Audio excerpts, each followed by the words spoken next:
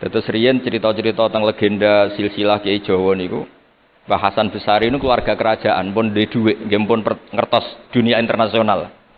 Kepengen mondok teng Mekah. Mbah Hasan Besari sing terkenal yo. Akhirnya ngajak kancane namanya Abdul Manan niku tiyang Termas, tiyang desa.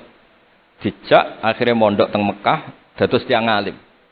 Termasuk nderekaken Sayyid Zabidi dugi Mesir, Shahibul Ithaf. Ki Abdul Manan gada putra alim allamah namanya Ki Abdullah. Ki Abdullah gada putra namanya Ki Mahfud. Dugi Ki Mahfud niki cerita sing terkenal niku kepanggih Mbah Munawir. Kila niku murid guru wakila kanca. Sing jelas saingan dadi wali perkarane. Mbah Mahfud itu ora trimo, tapi ora trimo sae gira kalau dalam bahasa Arab ghobtoh ta gira. Sopo sih kok ana wong sak tawafan khatam Quran. Dados niku kok tambahi Gus Sulil nek dadi wali ku sak tawafan khatam Quran. Mboten maca ithaf dalu-dalu seneng Gus penggane rokokan dalu-dalu maca kitab malah seneng. Kon melekan. Niku akhirnya kepanggih. Kepanggih terus kila niku Kiai Mahfud pesen Muhammad niki kan beto teng Indonesia. Mulane Gus Muhammad akhirnya dadi Kiai Quran. Dipondokno teng Termas bareng-bareng Bali Maksum, Gus Habib, niku sedanten terus ngaji Badhe Yati Termas. Kalau nate diceritani Mbah Mus mriki meledake muridnya Mbah Khalil Harun di antara sebab niku Mbah Demyati Termas wafat. Terus sebagian santri-santri ageng nu do ngaos teng Kasingan teng Mbah Khalil Harun. Walhasil terus Gus Muhammad iki dados ngapal Quran alim. Terus dipek mantu tiyang sugih namine Kaji Taslim. Terus akhire urip teng Betengan. Gada putra Ki Harir samangke wonten Gus Muhammad. Dadi Muhammad bin Harir bin Muhammad bin Mahfud bin Abdullah bin Abdul Manan niku pun dugi Shahibul Ithaf Ithafus Sadat Al-Muttaqin saraipun kitab napa Ikhya niku nak ngarang niki cerita niku nak ngarang jan luar biasa kitab 14 juz niku kabeh berilmu boten dipenuhi cerita-cerita sing boten penting semuanya berkualitas yang paling saya kenang dari dan ini sekaligus kalau terakhir muludan niku yang paling saya kenang dari statement beliau, dari ngendikan beliau itu begini. Wan Nabi sallallahu alaihi wasallam wa in jalla qadru muhtajun ila rahmatihi ta'ala wa fadli. Jadi secara pikiran beliau itu umat ini setelah Nabi Isa. Penggemar Nabi Isa itu salah dalam mendudukkan Nabi Isa, berlebihan sampai mengatakan Isa ibnu Wah. Yang benci juga berlebihan sampai mengatakan Isa itu waladuz zina, yaitu orang-orang Yahudi. Tapi kata Sayyid Zabidi, hadil ummah maksumatun min dzalika kullih. Umat ini akan diselamatkan, pecinta Rasulullah sallallahu alaihi wasallam itu akan diselamatkan dari dosa atau kesalahan-kesalahan orang Nasrani melihat Isa. Barokahnya apa? Barokahnya sholawat. Yaitu umat ini wiridan Allahumma sholli ala sayyidina Muhammad. Allahumma itu pemberi. Muhammad apapun jalla qadruh penerima. Sehingga kita baca sholawat itu sekaligus menunjukkan mahabbah kita ke Rasulullah SAW bahwa beliau makhluk terbaik, manusia terbaik yang paling layak dapat askas sholawat, askat tahiyat dari Allah Ta'ala. Tapi tetap saja Allah ini pemberi, Rasulullah ini penerima. Sehingga umat ini tidak akan mendudukkan Rasulullah setingkat Allah. Assalamualaikum warahmatullahi wabarakatuh. Alhamdulillah rabbil alamin wassalatu wassalamu ala asyrofil mursalin sayyidina Maulana Muhammadin wa ala alihi washabihi asmain nama ba'du. Ingkang sangat kula hormati Ki Haji Ahmad Mustafa Bisri, semua keluarga Bani Mbah Khalil, Bani Mbah Bisri, Bani Mbah Khalil Bisri, semua santri ingkang kula hormati. Ya wonten Gus Yahya, Gus Adib, wonten keluarga besar sedanten ingkang kula hormati wonten Gus Zofur. Niki alhamdulillah wau Gus Zofur mulai rileks dadi kula luwih rileks. Terus syarat kiai jare minter wong sing mboten bakat pinter niku kula emot sekali. Terus banyak cerita niku riyen Kiai Khalil mengambil mantu Kiai Bisri niku nggih nyaur utang kalian Mbah Topo. Mergi sering dirumat secara finansial. Tias mbake ndongane iku tenanan supaya anake Kiai Mustofa niku pinter, anake Mbah Topo niku pinter, terus dados Kiai Bisri. Niku nak diambil kesimpulan niku Kiai ndonga tenanan niku nak dirumat tenanan. Nak di rumah rapati tenanan niku ndongane ya kudune rapati tenanan. Niku ngantos sing crita niku mbah bodoni napa mboten niku riyen niku ngantos Mbah Khalil prai jamaah. Mergo makmume iku sing ngutangi. Dadi wedi nek ketemu makmume. Suwe-suwe diebrokno terus wani dadi imam malih. Terus dalam keadaan ngoten niku ndonga ra tenanan mboten mungkin. Singkat cerita terus Kiai Bisri dados tiyang alim, Kiai Misbah dados tiyang alim. Terus fan ingkang ditekuni niku nahwu. Wau leres sing didhawaken Kiai Said angsal gelar Sibawahi zamani. Pancen riyen kula piyambak sering didhawuhi Mbah Mun nggih sering istifadah teng terjemahan Alfiyaipun Kiai Bisri. Riyen teng sarang nak belajar Ibnu Aqil di antara referensi ini tulisannya Kiai Bisri mbek Kiai Misbah. Sing sedanten niku barokahe didikanipun Kiai Khalil Harun. Kula piyambak zuriyah saking Mbah Dimyati. Mbah Dimyati riyen teng sarang keceluke putra angkate Kiai Umar Harun. Iki wau Kiai Umar mboten gadah putra. Kula cerita silsilah sing radi serius. Dados niki walikane Gus Zofur wau mun rileks niki kula sing cerita serius. Riyen syaraté wong alim niku sinau riyen. Sinau badhe niku diskusi kalian sing sak level. Badhe niku nembe ngaji. Sehingga nak ngaji ku kantun nyocokno niki kangge santri-santri Radhatul Thalibin. Dados Kiai Sahal sebelum ngaji Mbah Zubair niku sinau riyen. Misale piyambake macane tajibu, mengke kiyaine maca tajibus sholatu. Mengke diskusi terus ngaos Mbah Zubair. Angger macane wis kembar terus berarti aku wis pinter. Karena yang memutuskan rofa nasab itu tidak kiainya tapi dia. Dados kantun nyemak. Ki bengi tak waca rofa kok kiaiku rofa, berarti ilmuku wis padha. Aku maca nasab kok kiaiku nasab berarti padha. Aku maca jer kiaiku jer wis padha. Nah santri sakniki kan mboten ngaji mboten persiapan. Teko ngaji mbek takok halaman. Niku pun santri innalillahi wa inna ilaihi rajiun. Niku enggak bisa diharapkan. Terus kula riyen niku GR alim niku nggih alasan perkara ini sinau riyen. Dadi agar Mbah Mun maca kok mun kembarane 90% apa 80% nggih mun setengah ngalim. Kok nak salah kok sampai 90% ya goblok banget. Sakniki mboten santri sinau iku mboten persiapan ngaji takok halaman tok endi. Menyenggai sholawat. Salam Muhammad sholli alaihi. Mboten mikir wong kiai ini maca Allahumma sholli ala Muhammad malah ngongkon kiai ini sholli alaihi itu nak diterjemahkan Allahumma sholli ala Muhammad terus dekne ngomong sholli alaihi nggih monggo jenengan maca sholawat. Wong sholli niku fi'il amar. Tapi wong jenenge wong ra mikir nggih. Terus niku ruwet.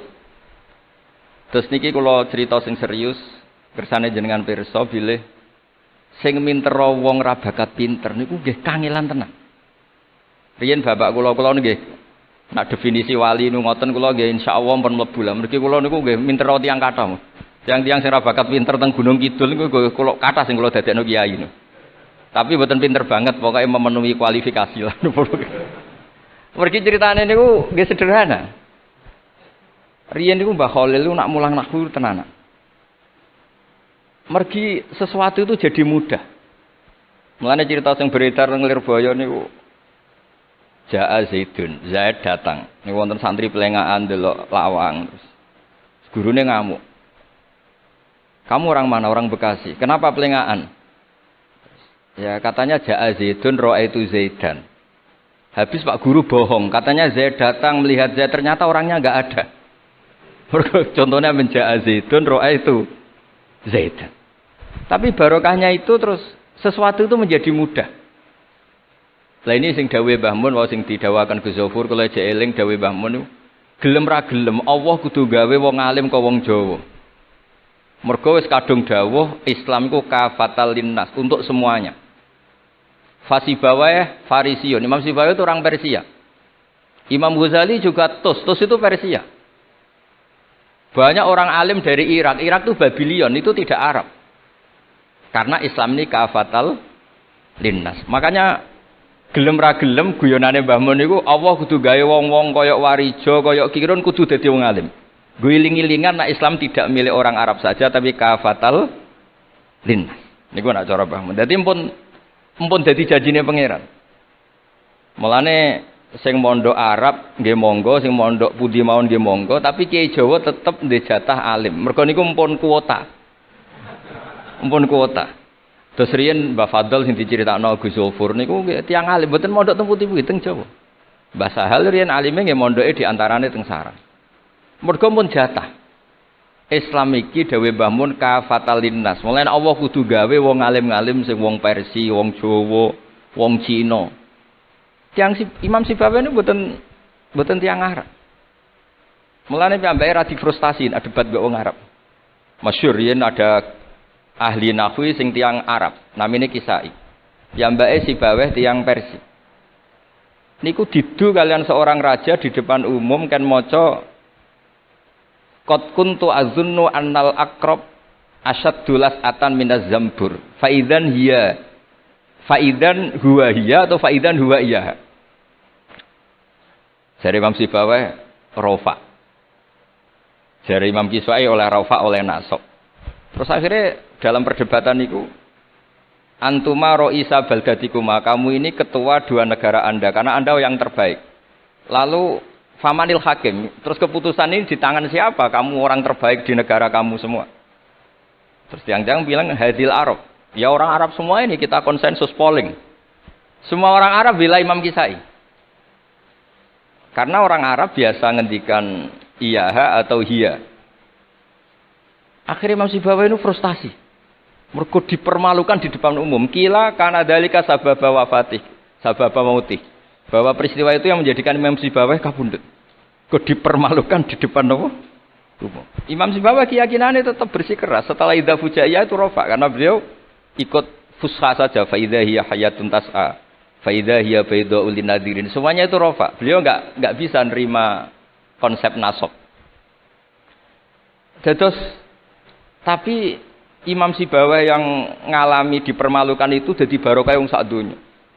Yaitu karena dia orang Persia, belajar nahwu harus yang fusha saja. Barokahnya itu orang-orang non Arab itu bisa belajar nahwu. Karena enggak perlu latihan min aina jita diwaca minin jid, fi aina batuka diwaca fan batnuk. Cara sampean latihan Arab nakal tambah goblok. Mergo terus ribet. Orang Arab itu kalau ana wong Jawa mangan, sak piring kok wis wareg itu takok fi aina batnuka iku fan batnuk. Kan tambah pusing. Nek mriki kan boten. Fi aina batnuka. Min aina jita. Sehingga ora perlu mikir minin jid.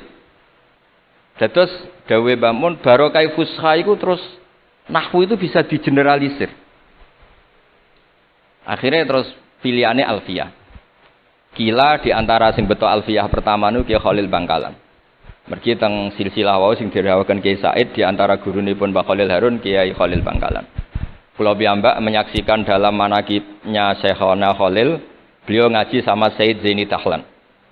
Said Zaini Tahlan gurune Said Abi Bakar Sato yang ngarang I'anatut Thalibin. Terus kalau misalnya saya pakai sanad Mbah Maimun, Mbah Mun, Mbah Zubair, Mbah Fakih Mas Kumambang, Kiai Mahfud Termas, Said Abi Bakar Sato, Said Zaini Tahlan. Kalau pakai Mbah Mun, Mbah Karim atau Mbah Manap, Syekhona Khalil, ini langsung dugi Said Zaini Tahlan. Jadi a'la sanadan kalau pakai jalur Mbah Mun, Mbah Karim, Syekhona Khalil langsung Sayyid Zaini Tahlan. Sama kalau pakai sanad keluarga sini misalnya Mbah Khalil Harun langsung ke Syekhona Khalil langsung dugi Sayyid Zaini Tahlan. Nah silsilah keulamaan ini penting karena dulu iki cerita mawon. Sing ora bakat ngalim di ngalimno tetep dadi kiai. Sing wis bakat alim di makrifatno. Termasuk makrifate Said Zabidi niku sing nyekseni tiyang Jawa. Ya niku Mbak Abdul Manan. Terus riyen cerita-cerita tentang legenda silsilah Kiai Jawa niku Mbah Hasan Besari niku keluarga kerajaan pun duwe dhuwit, nggih pun ngertos dunia internasional. Kepengen mondok teng Mekah. Mbah Hasan Besari sing terkenal yo. Akhirnya ngajak kancane namanya Abdul Manan niku tiyang Termas, tiyang desa. Dijak akhirnya mondok teng Mekah dados tiyang alim. Termasuk nderekaken Said Zabidi dugi Mesir, Shahibul Ithaf. Ki Abdul Manan gada putra alim allamah namanya Ki Abdullah. Ki Abdullah gada putra namanya Ki Mahfud. Dugi Ki Mahfud niki cerita sing terkenal niku kepanggih Mbah Munawir. Kila niku murid guru wa kila kanca. Sing jelas saingan dadi wali perkarane.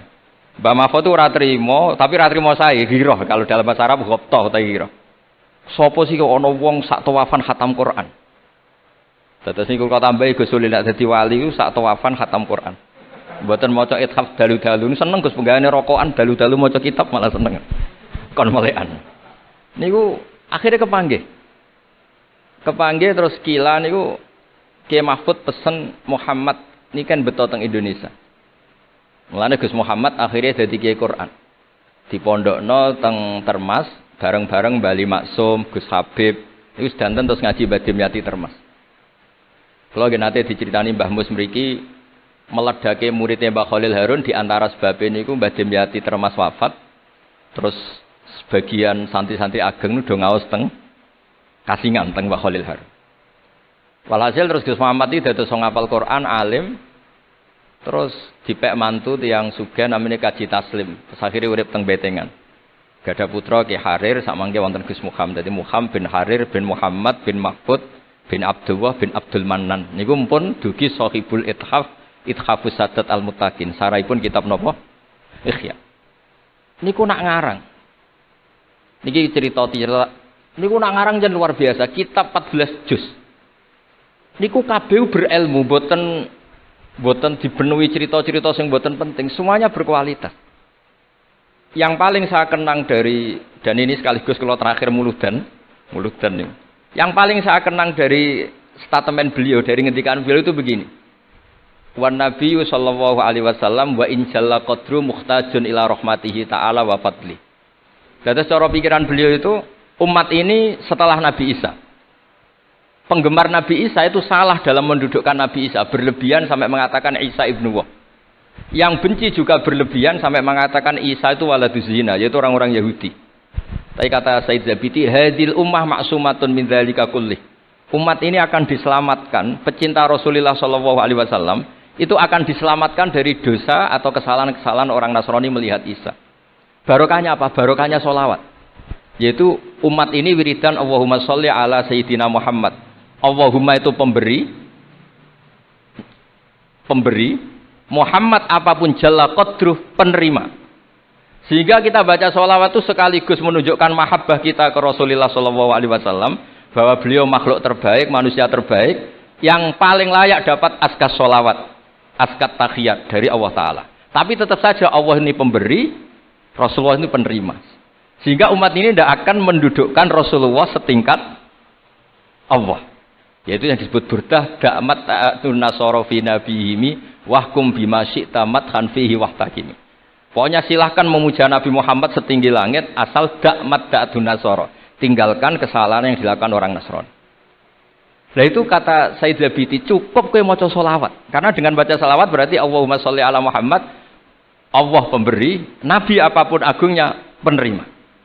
Jadi sampean nyebut Allah, yaitu Jalla Jalaluh, menyebut akrobu habaibi akrobu asfiyahi. Nah itu ini cerita. Jadi kita ini dididik orang-orang spesial. Saya dididik Mbah Mun, dididik Bapak, dididik guru-guru yang lain. Beliau dididik Mbah Zubair di antara gurunya Mbah Karim, Mbah Fakih dididik Mbah Mahfud dididik Ki Abdullah dididik Ki Abdul Manan. Ki Abdul Manan ini dididik yang ngarang kitab Ithafus Sadatil Muttaqin. Terus di situ diterangkan sanad beliau sampai ila Rasulillah sallallahu alaihi wasallam. Maka dengan seperti ini baca sholawat itu kualitasnya luar biasa. Ini bukan sekedar sholawat. Mari kadang-kadang kita ini kan wong Jawa kayak piye maca sholawat sakmene duwe akeh, maca sholawat sakmene naik pangkat. Ini yang terus cara kula niku ape diberantas iku lumayan gak mara Gunung Kawi. Tapi disetujoni kok kabeh kok dikompensasi materi. Jadi ribet jadi kejowo. Kalau mereka tidak punya sarana tawassul, engkau moro Gunung Kawi itu ya kedusan.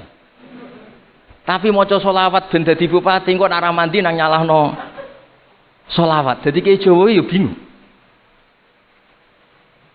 Nak sampean ra bingung berarti rong kiai, jadi gampane.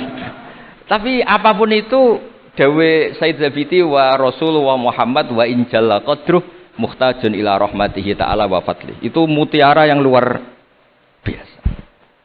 Ingkang kula dawuh matur malih, nak ngelem Kanjeng Nabi ku ngelem kaya ulama. Nggih wau kados Said Zabidi. Wong trimo redaksi sing kita baca keseharian, tapi beliau bisa memahami bahwa hadhihi sholawat, sighatus sholawat itu sighat sing nyelamatkan hadil ummah ila yaumil kiamat. Cinta kita pada Rasulullah terselamatkan karena kita baca sholawat. Tauhid kita terselamatkan karena Allah al-Mu'ti, Rasulullah al-Mu'ta. Apapun hebatnya Nabi, posisi yang diberi, yang menerima, pemberinya tetap Allah Subhanahu wa ta'ala. Dan ini cerita-cerita ngaji tahqiq ingkang sanate musalsal ila Rasulillah sallallahu alaihi wasallam. Dan kula suwun seneng Rasulullah nggih wonten sing baca selawat dengan jumlah besar. Wonten sing bacanya ndak besar tapi ngerti sirrun min asrori selawat. Ngene iku piye supaya selawat iku nunjukno mahabbah kita lan keyakinan kita nak Nabi niki afdhalul khalqi, paling disenangi Allah. Tapi sekaligus Nabi tetap Abdullah wa Rasul. Cukup dengan redaksi Allahumma sholli ala Muhammad, Allahumma sholli ala Sayyidina Muhammad. Terus niki mun dalu nek sampean kakean ilmu malah bingung. Wong kula piyambak pun nganggep final yang didhawuhna Gus Zofur mergi saya bersaksi karena hal yang sama juga Mbah Mun sering dawuh. Sing jelas kiai-kiai Jawa kudu bangga tetep entuk kuota. Mergo apa kadung ngendikan kafatal linnas. Jadi tetap Allah akan bikin orang-orang alim di lain orang Arab, mesti ana sing wong-wong non Arab. Kata Imam Ghazali itu orang Tus itu ikut Persia. Sibawayh juga Persia. Imam Abu Hanifah itu orang Irak. Irak itu termasuk Ajam. Karena ikut Babylon, wa kumma minal biladil ajamiyah. Mesir ikut Afrika. Terus insyaallah barokah cerita niki, barokah wau penjelasanipun Gus Sofur dan kita juga sering dengar dawuh-dawuh Mbah Mus, Mbah Khalil bahwa agama ini luar biasa. Mergi Indonesia nu mboten saged bahasa Arab tapi saged ngarang kitab bahasa Arab. Ini Mbah Mun sering dawuh, Mbah Fadl mbok jak bahasa Arab ya ora iso. Ki Ihsan Jampes tau dites Mbah Zubair, jare Mbah Zubair iseng gak ngetes Mbah Ihsan, dijak bahasa Arab ya ora iso, tapi iso ngarang kitab. Mbah Fadl ketemu supir taksi Arab ya tuntas.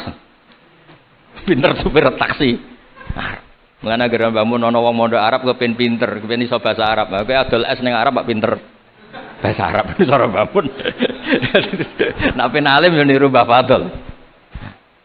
Tapi saged alim alama. Mergi empun tuk kuota agama ini kafatal linnas. Nggih ngapunten sanget. Assalamualaikum warahmatullahi wabarakatuh.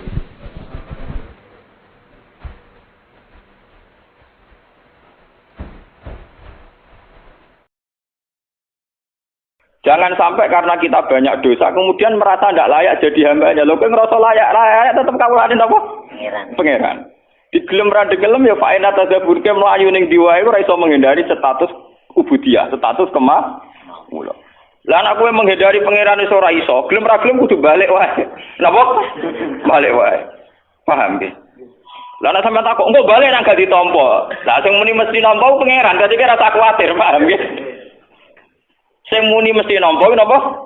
Pangeran. Jadi gampangane sing ngumumno pangeran dhewe, paham? Iku ora gaweane ulama, ora gaweane kiai, ora gaweane nabi, tapi pangeran dhewe sing ngumumno, kawulaku sing wis tau bedik-bedik, kowe setiap saat balik tak tampa. Nah, setiap saat balik napa? Tak tampa. Nah, makanya itu secara teori yang prinsip, yang permanen bahwa manusia itu ila yaumil kiamat sampai kapan saja statusnya tetap kawulane Allah. Sehingga sesuatu yang tidak permanen kaya dosa, itu tidak bisa menghalangi ubudiyah. Sudah begitu kata yang ngarang hikam ini, nak caranya optimis nganggo matematika, jangan-jangan itu dosa terakhir bagi kamu. Jadi cara teori hikam ora ono suul khotimah. Jadi luwih nyaman. Jadi misalnya Ruhin bar dosa kok mate, alhamdulillah terakhir sudah dosanya. Jadi caranya suul khotimah, alhamdulillah selesai sudah dosanya. Artinya hikamu penuh optimis. Jadi kowe nek ndelok dosa nganggo model hikam ora ana kamu suul khotimah. Mulane kowe anggere jenazah mesti wong apik. Mulane cek wong penjahat kaya apa nek wis mati mesti wong apik karena akhir dari kejahatannya. Paham? Mulane kena nyekani wong apik ya apik. Maksudnya dengan kematian ini maka dia sudah jadi orang soleh. Wis gak nyolong meneh, gak genthok meneh dan tidak kriminal meneh.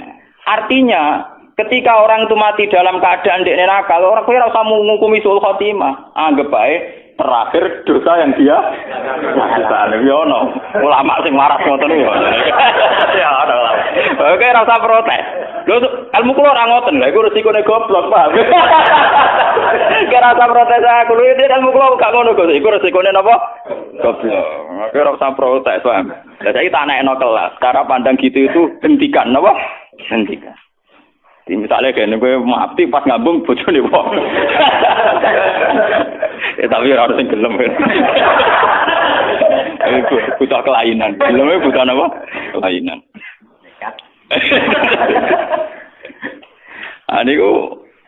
Jadi cara pandang itu gitu. Jadi makanya teori suul khotimah itu teori yang secara syariat memang populer, tapi sebetulnya tidak semua ulama sepakat. Memang itu baik untuk takhfif, artinya untuk nakut-nakuti orang supaya tidak melakukan dosa itu baik. Tapi sebaik-baik teori ini batal secara hakikat karena pada akhirnya Allah itu Maha Pengampun. Pada akhirnya status keambaan itu tidak bisa hilang.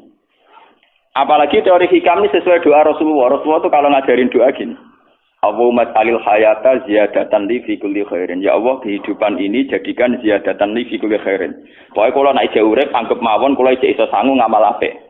Tapi wal mauta rohatan li min kulli syarri. Dan anggap saja ya Allah kematian saya adalah bentuk segala keburukan saya mesti berakhir. Jadi cara pandang kok.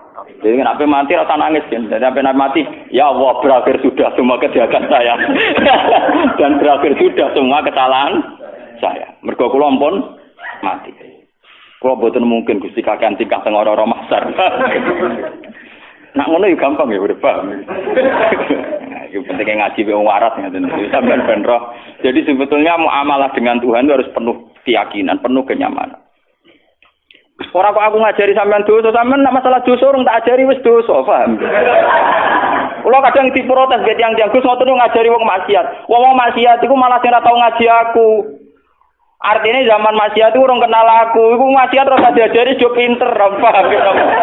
Justru ngajiku ngajari wong sing tau maksiat ora usah terus-terus balik-balik. Pangeran cek nampa pintu to. Utek nek saya lek ngajaran uti suudon. Yo padune dekne ilmune terlambat. Dadi dekne sane suudon. Isane napa? Lho maksiate sampean opo ono sekono tak warai. Ya aja pinter dhewe-dhewe. Ayo opo ono sing maksiate krono tak warai. Ya aja pinter. Ayo mahasiswa do pacaran opo aku tau marai. Sing marai sapa yo? Ayo papa sing SMS-an sing marai sapa yo? Pinter dhewe.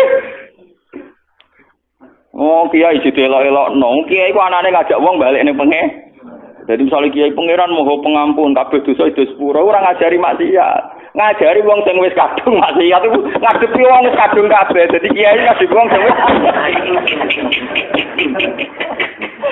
ora usah sok suci kowe ngadepi wong sing wis kadung napa? Ya maksiat ada kelas-kelasan to. Sing kelas berat ya ono, kelas ringan, kelas menengah ya macam-macam. Tapi wis kadung intine sapa?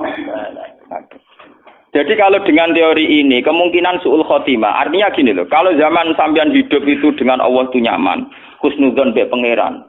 Bahkan andikan ke mas mati kok pas dalam keadaan maksiat, cara lahir dalam keadaan maksiat. Iku nek kowe penuh dedikasi be pangeran penuh husnudzon, misale ke mas mati kan dilalap pas maksiat. Gusti alhamdulillah kok jenengan akhiri Gusti. Cara mboten mati bisa berlanjut. Ono takdir lho, Pak. Iya kan ya. Gusti kok jenengan akhiri sehingga mboten berlan. Jadi kanjeng Nabi itu luar biasa cara didik optimis. Jadi Nabi itu ngajarkan kita, ya Allah jadikan hidup ini ziyadatan li fi kulli khairin, merupakan modal fi kulli khairin. Jadi kamane gue tambang amal. Gue tambang napa? Amal. Tapi wal mauta rohatan li min kulli syarrin, dan kematian itu menjadi akhir dari segala keburukan. Mana misalnya sampean takut, tapi nak mati bojoku rondo urip nelongso. Ngono wong ngono bojone nelongso apa meneh ditinggal napa? Iso wae entuk bojo sing luwih tetek, luwih napa? Kula nganti saniki termasuk kiai sing rawati mati. Kocok-kocok wis repot. Gus jarang Gus ulama ana kaya sampean, nak mati ra ono. Aku zaman urip wis longko apa meneh mati. Wah, aku cek urip kaya ulama kaya aku kangelan ngono sapa? Mati kowe ono-ono ae. Wingi kula ketemu kanca. Dekne saking wedine pangeran. Perasaane dekne iku pokoke kiai ngalim sing wali kok aku sowan mbek kula. Gus kula nu ndonga njuk mati bolak-balik. Niki sudah 3 kali ketemu malaikat Israil. Wonge khusuk lugu. Wah, matene wong. Biasa ketemu santri-santri sekuler nang Yogyakarta terus ketemu wong. Jadi sauri-uripe tirakat. Mau kepengin mati nok, paham? Mau kepengin mati nok, matene wong. Terus mimpi ketemu malaikat Israil ping napa? Ini cara jenengan saya kan udah mati, bareng lagi kayak alamat es grogi. Kayak gua aneh-aneh wae ya. Ya tak cerita. Ngono jenengan kok pede wae lho, ya beda gak. Aku wis ora urusan wis. Urusanku mbek pengen. Ini Israil mau utusan, mau napa? Utusan. Lah opo kowe darani Israil sing mateni pangeran terus pemanasan bareng malah lah opo. Aku wis pokoke terserah pangeran, ya ora ben mati, ora ben urip, ora ben popo, wis pokoke terserah pangeran. Kalau dia ngipi ada ketemu malaikat Israil, ketemu liane ya kena. Juga sudah mati juga boten, tapi mulai grogi. Ketemu santri ini cek khusus-khusus ku aneh-aneh, tak kok aneh ku aneh-aneh. Ngipi ditumak wil sepi ini macam-macam. Ya itu tapi ini secara ilmu begitu ya. Hikam ini kitab yang dipakai seluruh ulama seluruh dunia. Semua pondok orang-orang alim itu pakai. Sebenarnya hikam itu menanamkan supaya amalah dengan Tuhan itu nyaman. Kalau kamu hidup, anggap saja tambang ziyadatan fi kulli khairin, tambang melakukan kebaikan. Kalau kamu mati dan kamu dalam keadaan buruk, belum tobat, anggap saja akhir dari segala kejahatan Anda. Akhir dari potensi kesalahan Anda. Paham ya? Jadi kena mati siap seridano, kabeh ya Allah, berakhir sudah segala kesalahan saya. Alhamdulillah Gusti segalanya sudah berakhir kan nyaman. Jadi ketemu pangeran, kok wani mati? Gusti, sause kula penggali urip kula nu potensine salah. Jadi dengan kematian maka berakhir. Pangeran kan seneng. Ya kan cocok. Wah. Ini kena delok ngono ya gampang urip no. Jadi kalau ke dosa anggap saja kuwi dosa terakhir bagi kamu. Selama ini cara pandang orang, misalnya wong mati pas maksiat kan dianggap suul hati. Mungkin secara teori syariat ya, teori syariat itu begitu. Hanya teori syariat wong mati ini misalnya krono mabuk, minuman keras terus mati.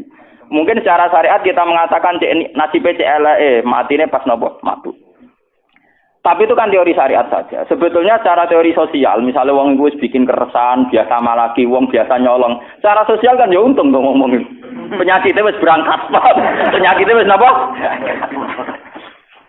Ya tapi misalnya sing berangkat iki pisan duwe kesadaran, terakhir duwe kesadaran. Mari kadang terakhirlah dia ini siap mati. Malah pangeran diprotes to, wis minum iku dosa cara syariat. Dekne protes sampai mati, ora siap mati, protes dia gotok dari pangeran. Berarti dosane kan loro, dosa syariat, ambek dosa napa? Hakikat, dosa protes. Ajane cara protes malah apik. Misalnya pe mabuk, muati pas mabuk. Gusti kula mabuk pas mati iki Gusti cocok mari mabuk malih. Sakjane ngono ya. Iki Gusti cocok mari napa? Mabuk malih. Iku hebate Kanjeng Nabi. Jadi dari awal Nabi cara pandang napa? Nah al hayata iku ziyadatan li fi kulli khairin wal mauta rahatan li min kulli syarr. Dan tradisi ini harus kita kembangkan. Tradisi hubungan nyaman dengan Allah itu harus kita kembangkan. Kalau ada cerita-cerita termasuk yang teng Ihya. Ini betapa pentingnya di tradisi husnudzon, ruang husnudzon. Walhasil Nabi Isa itu seorang nabi, ruhuwah wa kalimatuh, nabi khusuk. Jadi Nabi Isa ora kaya Nabi Musa, sauri-uripe buantan bulet, Nabi Musa nabi itu bulet.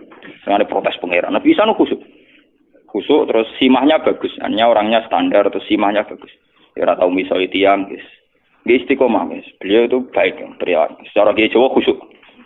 Dia itu punya 70 pengawal Hawariyin. Gue ganteng-ganteng, tiang Hawari itu ganteng-ganteng. Gue ganteng, ngirain resik, ora tau nyabur atau ngeflash, pokoknya tiang soleh lah, rosi. Walhasil itu ada begundal di kawasan situ. Yang terkenal sekali, kalau dia itu begundal, tukang mabuk, tukang macam-macam. Ketika melihat rombongan Nabi Isa dengan Hawariyin ini, si begundal ini spontan itu haru. Sehingga dia tidak sadar itu tahu-tahu ikut jalan bersama kelompok Hawariyin, kelompok yang soleh-soleh. Lah di antara wong Hawariyin ana sing risi karena merasa kelompok wong soleh, kelompok wali lah keman. Dijejeri wong napa begudan niku risi. Risi kok resah ngoten. Merasa ulama dijejeri wong ora ben. Dadi ngerasa ora nyaman.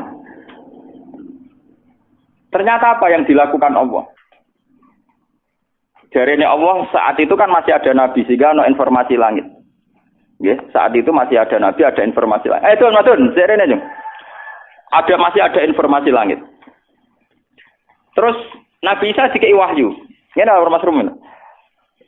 Isa, kandhani wong iku. Nggih, walimu sing risi iku kandhani. Saiki begundali tak angkat dadi wali genteni dekne. Dekne tak angkat dadi wong biasa, liap tadi al amal. Dekne amali zero no. Kon mulai kon apa? No. Nah, itu kata yang ngarang Ihya, termasuk beberapa ulama ahli hakikat mentakwilkan. Nilainya Allah pada si soleh ini bukan risinya, bukan apa? Risinya. Tapi ternyata Allah tersinggung karena dia menutup rahmatnya Allah dan maghfirahnya. Dari Allah kau doning isangen. Aku tersinggung dari pangeran ini. Aku tersinggung, aku pangeran, rahmatku ditutupi, rahmatku dibatas-batasi. Dengan dia risi wong nakal mlebu wong apik dari ternyata cara pandang Tuhan, dia niku risi. Si wong saleh iku risi, pangeran tersinggung. Wong iku wali tapi kurang ajar. Wong rahmatku dibatas-batasi. Maghfirahku dibatas. Sekamane maghfirahku diatur-atur dene. Ternyata pangeran tersinggung. Pangeran apa? Tersinggung. Gamane ketika aku wis ngekeki hidayat ning begudal iku duwe indikasi apik, sampai dene isek mahabbah sauk bronto ning wong saleh. Malah sing wong saleh iki risi. Paham wong saleh napa? Lah itu yang kita alami sekarang. Makanya ini saya ceritakan sekarang ini sudah penyakit. Sekarang itu banyak orang-orang soleh sing risi kancanan wong nakal. Padahal ketika wong nakal setengah sadar marani wong soleh karepe kepen setengah tobat. Memang ya lagi setengah. Main kadang kumat. Tapi minimal ketika setengah kowe kudu yakin nak maghfirah Allah tetap luas, rahmat Allah tetap nopo? Luas. Jangan malah kamu batasi. Orang mungkin wong kowe diparingi tobat pangeran. Orang mungkin jadi pangeran wis apa. Ternyata pangeran tersinggung. Mergo hak kepangeranane diganggu. Dan itu sesuai hadis sahih. Niku ketika Imam Muslim diriwayat, "Man dzalladzi ta'ala ala fulan Allah asfira lahu faqad ghafartu dzunuba wa ahbattu amala." Sapa wong sing wani sumpah-sumpah nak aku ora bakal nyepuro si A si B. Nak pancen ana sing sumpah-sumpah ngono, wong sing disumpahi serapai malah dosane tak sepuro. Wong sing dosane napa? Lah Nabi ngendikan ngoten berdasar trauma sejarah. Nabi ora wis nabi.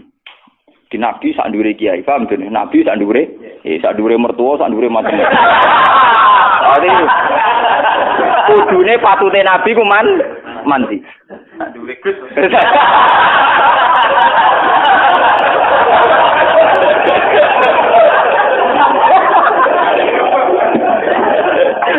Jadi semua sak ndure kabeh. Itu Wahsi, nggih. Wahsi itu rak qatilu Hamzah. Wahsi itu pembunuh sinten? Hamzah. Dan saat itu Said Hamzah itu ahabbun nas ila Rasulillah. Ahabbun nas napa? Ila Rasulillah. Kanjeng Nabi oleh maksudna Wahsi wis entek ngamuk. Bahkan Nabi itu janggal sampai ngendikan kaifa yuflihu qaumun. Tidak mungkin kaum sing memperlakukan begitu apa bejo. Kamana bentuk hidayah. Malah jadi asbab nuzule la salaka minal amri syai'un aw yatuba alaihim aw yu'adzibah. Mat, kowe ora iso nutup rahmatku. Terserah aku. Wong iku tak siksa tak kei hidayah. Malah Allah ngekei hidayah sinten? Wah. Jadi pangeran Nabi Muhammad is nabi. Ku maksudno malah dilingno pangeran ora iso mat. Nah, soal ngatur-ngatur aku tetep ora iso, aku pangeran. Wong sing mbok pasutno iku malah diparingi napa? Diparingi napa? Hidayah. Ketika Nabi ngalami dua tragedi sing nunjukno anak Nabi ya Nabi tok ora pangeran. Ketika Nabi sangat ingin Abu Thalib untuk hidayat malah diparingi. Ketika sangat ingin Wahsi untuk azab malah untuk napa? Hidayat. Lalu kalau jadi kiai tenang mau. Artinya tenang maksudno ya rapati wani, dongakne rapati wani buan. Lah Nabi Muhammad yang ngalami ngono. Jadi mulane kula niku mun mutusno ning ngarepe pangeran kula beberapa kali salat hajat. Mumpun Gusti wae kula nganti mati sok nggih ajaran wong kudu nyaman mbek jenengan maca tasbih mbek jenengan. Ajaran donga iku riskan. Donga-donga ketok ngobos kok ya ketok ra keren. Kemanten kadang salah alamat iku mau batasi rahmate pangeran. Nak maksudno batasi rahmate pangeran. Paham? Nak dongano hidayat marahi pangeran. Barno wae malah enak. Itu kenapa bar? Lho soal kula tetep donga nunjukno kaku kawula. Paham nek cara tak tahu donga iku ora kepen disembadani, muk nunjukno nak kawula. Ini penting kalau ceritani teng mriki. Terus sebetulnya cara pandang orang-orang yang para pangeran itu penuh optimis. Penuh napa? Optimis. Sehingga kalau orang buruk itu mati dan kita secara lahir monisul khotimah oke lah. Kalau memang standar orang banyak mengatakan itu khotimah, ya oke lah kalau standar hukum ada. Tapi sebetulnya secara hukum sosial itu bagus. Misalnya orang nakal, begundal, pegawainya malak, pegawainya nakal, terus mati. Secara sosial orang kan juga untung toh. Karena akhiru syarrin minhu, akhir dari keburukan dari dia. Lho si dia ini andekan dekne legowo, di akhir hayatnya legowo. Gusti saurip-urip kula kok zalim, nakali wong, zalimi wong. Ini saat terbaik Gusti karena berakhir segalanya. Lho umpama dekne ngono malah apik lho, paham? Kok malah kejet-kejet mau mati, paham nggih? Mergo kepengin baleni nakale men. Nah, lha iku mari perkara. Paham nggih? Lah akhirnya tetap mati, berarti terakhir cita-citane dekne kan kepengin urip nakal meneh toh. Sajane pas iku langsung legowo kan lebih bagus kan? Lebih napa? Bagus. Itu luar biasa. Jadi ulama riyen itu gak ada cerita-cerita ngoten. Makanya Nabi pernah ngendikan aturan syariat. Kamu jadi orang itu harus baik. Kalau bisa membaiki orang lain. Ada sahabat tanya, kalau saya tidak bisa ya Rasulullah. Ya kamu nolong orang pakai tenaga kamu. Kalau tidak bisa, pokoknya terakhir Nabi ngendikan takufu syarraka 'alin nas fa innaha shadaqatun minka 'ala nafsik. Sifat potensi jahat kamu itu jangan sampai kena manusia. Fa innaha shadaqatun minka 'ala nafsik. Iku wis dadi sedekah. Wis dadi napa? Sedekah. Jadi misale wong kan iso ngukur. Misale biasane wong saleh iku di penyakit gremeng mbek hasud. Wong awong begundal di penyakit misoi mbek nabuki wong. Namu balik di penyakit melepuk. Wong awong sugih kadang di penyakit medhit, wong kere kadang di penyakit drengki kan iso ngukur dirinya masing-masing. ABG di penyakit pacaran misalnya, semua kan iso ngukur masing. Jadi misalnya kue pacaran terus orang nganti kasil kawinnya, alhamdulillah Gusti, untuk kula rak musibah tenan. Untung untuk wong liya. Jadi anggap ae untuk kue napa musibah. Jadi dengan rantok kue berarti musibah itu tidak terjadi. Kira dadi kiai yo ngono. Iso wae Gusti kula nek dadi kiai nyesatno tiyang pun alhamdulillah kok mboten dadi kiai dadi sesat piyambak ora usah. Sesat piyambak ora usah apa? Ada. Baik. Jadi itu tidak apa-apa, itu penuh optimis. Dan saya melihat di beberapa kitab tasawuf itu cara pandang mbek pangeran ngoten niku, muamalah ngoten. Sehingga segalanya nyaman. Segalanya napa? Nyaman. Jadi cerita tentang Ihya, tentang beberapa kitab tasawuf itu ngoten. Sehingga wonten cerita ngeten. Karena teorinya Nabi tadi itu takuf syarra ka'aninas, niki cerita ilmiah. Kaya nek ora di dhuwit ngakoni ilmu ki, sampeyan dadi wali murah meriah, tapi tetap napa? Wali. Ya ana cerita ngeten iki. Mbok bener mbok ora tapi masuk akal. Mergo tadi resepnya Nabi kan takuf syarra ka'aninas. Potensi kesalahan kamu itu hindarkan dari manusia, jangan sampai kena.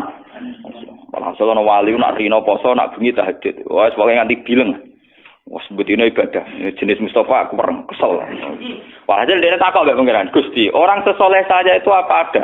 Wali yang setingkat saya. Mergo dia ngrasa ibadahnya pol-polan. Ditudono, ana rugen.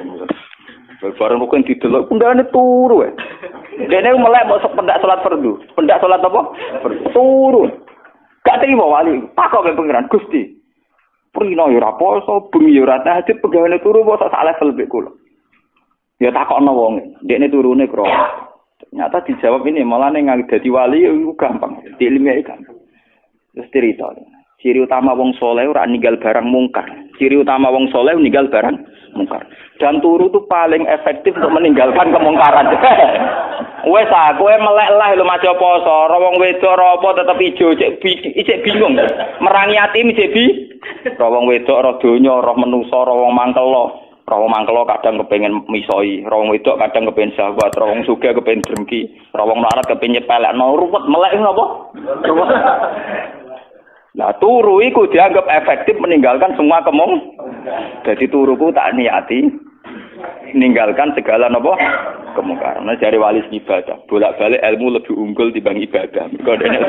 Jadi modal turu wae. Mulane ning kitab-kitab kuno ana cerita ana wong bodho ibadah dibaro mbek setan, tapi sing turu malah dikipasi mbek setan, ben turu terus. Sesuk malaikat kan takok, lho kok aneh, ora godho sing salat kok godho sing turu. Alah salate rasa. Dari setane, alah salate rasa. Lho bukane mbek sing turu lho iki tak tangi bener bahaya iki.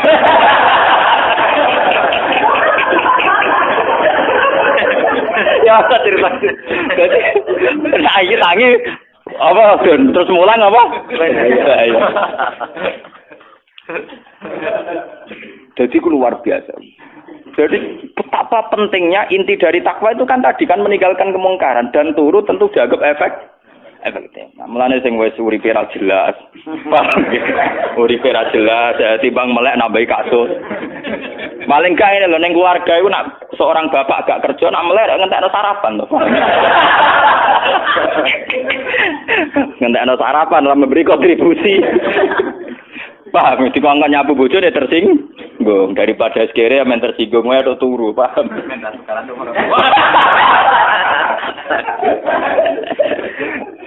Paham, jadi kitab ini memang luar biasa. Menurut ini ganti pasal itu tadi masalah dosa, ini masalah rojak. Idza aradta ayyaftaha laka babar rojak, fasyad ma minhu ilaika. Wa idza aradta ayyaftaha laka babal khaufi fasyad ma minka ilaihi. Artinya ngeten ya. Pada faktanya kita ini kan sering sholat subuh, sholat duhur, sholat asar. Juga kita ajak Jumatan. Nah sholat di madhep kulon. Semoga apik lah kami sik muni mustaqbilal.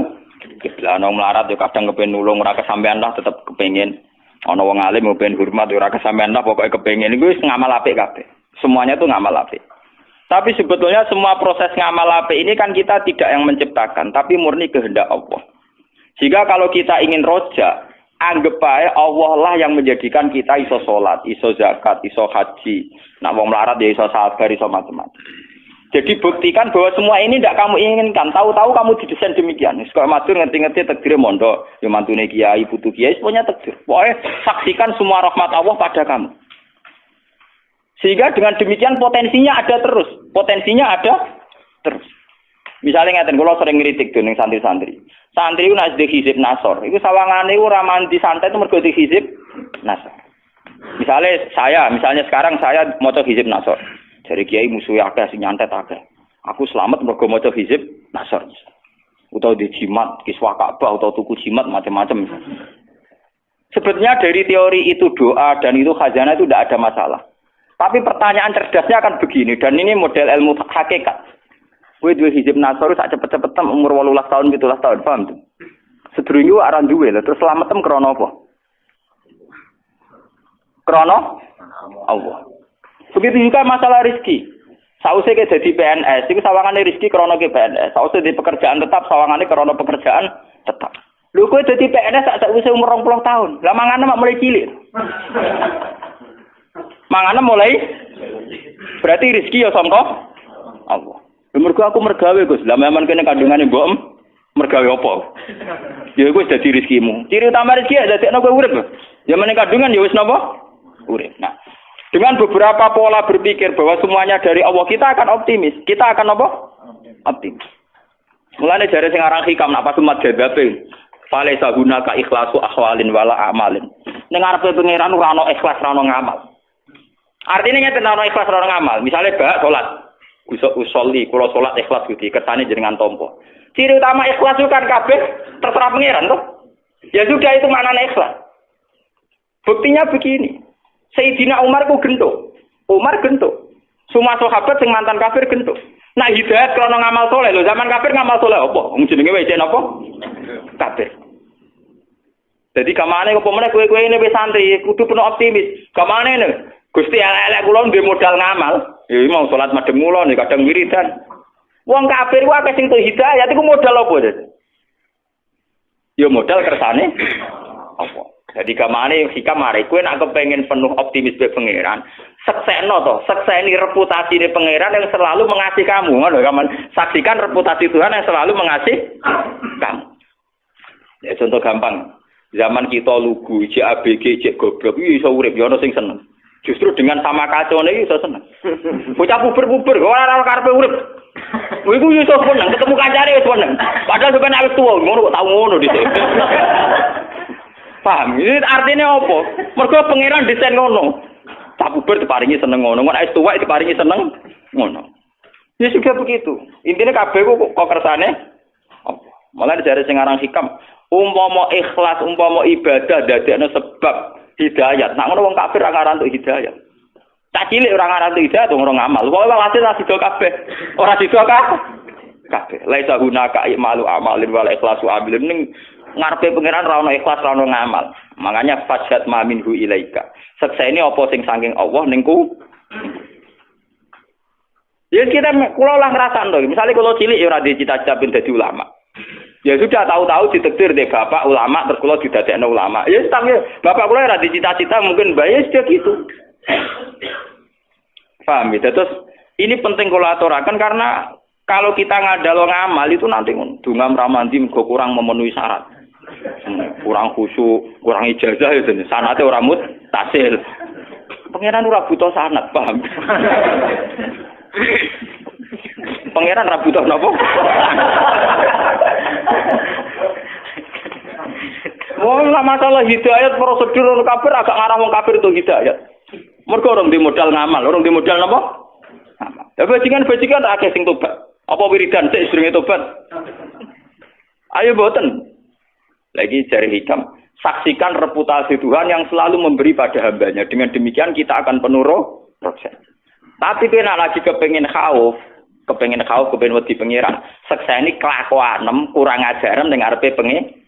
Misale diparingi mangan pangeran yo karepe ben digo ibadah, malah digo gendong. Diparingi cangkemmu kon wiridan malah go misoi wong. Misale digawe wedinan ben sopan malah wani. Ya wani sapa ya den. Pokoke walhasil iku terus.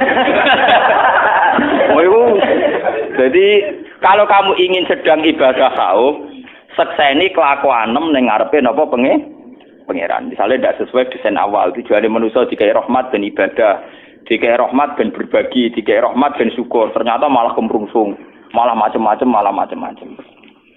Tapi dengan teori ini sebetulnya yang paling mudah tetap roja, tetap apa? Roja. Makanya Imam Ghazali ketika ditanya, lalu seorang muslim itu baik roja atau baik khauf? Kata Imam Ghazali, kalau bisa seimbang ya baik duanya. Tapi kalau milih satu sebaiknya roja. Karena bagaimanapun teori umumnya Quran adalah orang disuruh syukur. Dan roja itu yang paling mudah mengantar orang menuju apa? Menuju apa? Syukur. Loh, kalau ngerasakno tenan. Misalnya kita jadi kiai cilik. Kan ya ada potensi salah. Berarti kira usah nyesal jadi kiai cilik. Berarti ya Allah, alhamdulillah jadi kiai cilik. Skop kesalahan saya terbatas, Gusti. Pokoknya deloknya penuh optimis dengan kita jadi kiai cilik. Skop kesalahannya apa kira usah gear, tapi manfaatnya kan ya terbatas ya. Kowe delok sisi tingkat kesalahannya, sekupe juga napa? Terbatas. Lah iya mung kowe iki gede sekali salah rak sekupe lebih lho. Lan kula urip tak nikmati. Lan kula pun siap-siap nih. Gusti kula rak ijek mulya ana sing ngaji. Jek ben nak kula pun jatuh. Jatuh ora ya ora tak pikir tuh. Ya kula nggih nikmati. Sampeyan jangan ngira kalau santri saya bubar terus saya menyesal. Nauzubillah min syarri dzalik. Iso wae malah seneng. Wae sami mawon pelan. Nek wae bubar ben bubar, wae seneng nggih ben apa? Seneng kabeh kersane pangeran. Malah enak to. Ibadah dhewean karek sabar. Ora usah mulang, ora usah kangelan numpak bis. Malah enak to. Malah tengok bojoku kula tak omong, iso ben nek makam ngono malah seneng kok malah rare. Ora usah ngepi, ora usah kangelan, ora usah motokopi kitab. Ora usah golek halaman, ora usah ketemu rukun sing jelas, malah enak. Dan orang mukmin yang begini ini yang dikagumi oleh Rasulullah. Di suatu saat Nabi pernah ngendikan, ajaban li amril mukmini, inna amrohu kullahu khairun. Sungguh menakjubkan orang mukmin itu, segala yang terkait dia itu pastilah baik. In asobathu na'ma sakara fakana khairan lahu. Wa in asobathu napa dharra sabara fakana khairan lahu. Sungguh orang mukmin itu luar biasa kata Nabi. Orang yang selalu dua sisinya baik. Kalau dia dapat nikmat syukur yaitu khairan lahu, itu bagus. Kalau dia dapat ujian dia sabar yaitu bagus. Semari kasus kan wis kadung keliru kan untuk nikmat sombong. Bareng untuk balak nyanyi. Wis semari kasus kan wis elek dua-duane kok salah. Lah kula no Hamzah mukmin sing pertama wae. Ayo kula tenang mawon, urip niku tenang. Nah, kula mulang teng sarang pondok paling eling iki tenang mawon. Kaya mulang di mulang, ada nyebar ing ngopi tak kok Gus kiai kok ngopi. Aku nak ora bebas ngurangi syukurku. Jadi aku mau bebas dadi kiai terus ora bebas kemul juban mau. Malah ngurangi syukurku. Justru dengan bebas syukurku ijek napa? Luas. Mergo gak ono sing gawe aturan. Lah nek jatuh ya malah enak to malah ora usah mulang tengok-tengok ning omah nek mak sabar ora modal malah. Lah nek kula dadi kiai paling pede. Mergo ora perlu basa-basi jatuh Allah. Sementing sing ngersakno pangeran, mesti kersane pangeran. Nah, kersane pangeran kan kersane zat sing tak senengi kan baik-baik saja. Mulane kula ada kon sopan mbek jenengan terus nomor tamu sowan terus basa-basi ya ndak ubilah. Sing sopan ben sopan sing ora karep. Kelas tenang ngono. Ini bukan keangkuhan, bukan arogan. Memang hukum tauhid itu begitu. Wong kowe ngaji atas nama hidayah pangeran ning sampean ora krana aku. Yang menggerakkan sampean ke sini itu kan Allah. Yang menggerakkan saya ke sini juga Allah. Kita bicara juga tentang Allah. Apa yang salah, apa yang perlu utang jasa dan sebagainya. Ya kan baik-baik saja. Gak perlu sampean aku ngerasa utang jasa, udan-udan ngaji keruwetan. Eling makhluk keruwetan. Eling makhluk napa keruwet? Ana jare hikam al-mukmin yusiru sana ala wa an ayakuna li nafsi zakiron. Seorang mukmin pasti sibuk mikir Tuhan ketimbang mikir proses yang terjadi pada dirinya sendiri. Karena teori yang kita bangun pasti bohong-bohongan. Yaitu tadi ketika kita jadi PNS, sawangannya mangane gaji rezeki krana PNS. Nah, di pekerjaan tetap sawangannya krana pekerjaan tetap. Lalu zaman sampean belum mendapat itu semua untuk rezeki atas nama apa? Nah, di bojo ayu nriman saiki aku bahagia jadi bojo ayu nriman. Zaman ABG nglirik tok ya wis seneng. Ya iku ya kabeh sing gawe pengen. Zaman cek cilik malah dolanan banyu nek keran pasir wis seneng. Mboke sing seneng ngemol jare dolano anake. Nek cilik dolanan pasir wis seneng. Ana ibu-ibu, anak tak jak ning mall ben seneng ning kono ana mainane anak-anak ben seneng. Sing seneng ya mboke. Tak cilik dolanan pasir ya seneng. Dolanan guri omah, godhong-godhongan isen. Oh, mbok elek. Anak juga manipulasi, anak juga ora.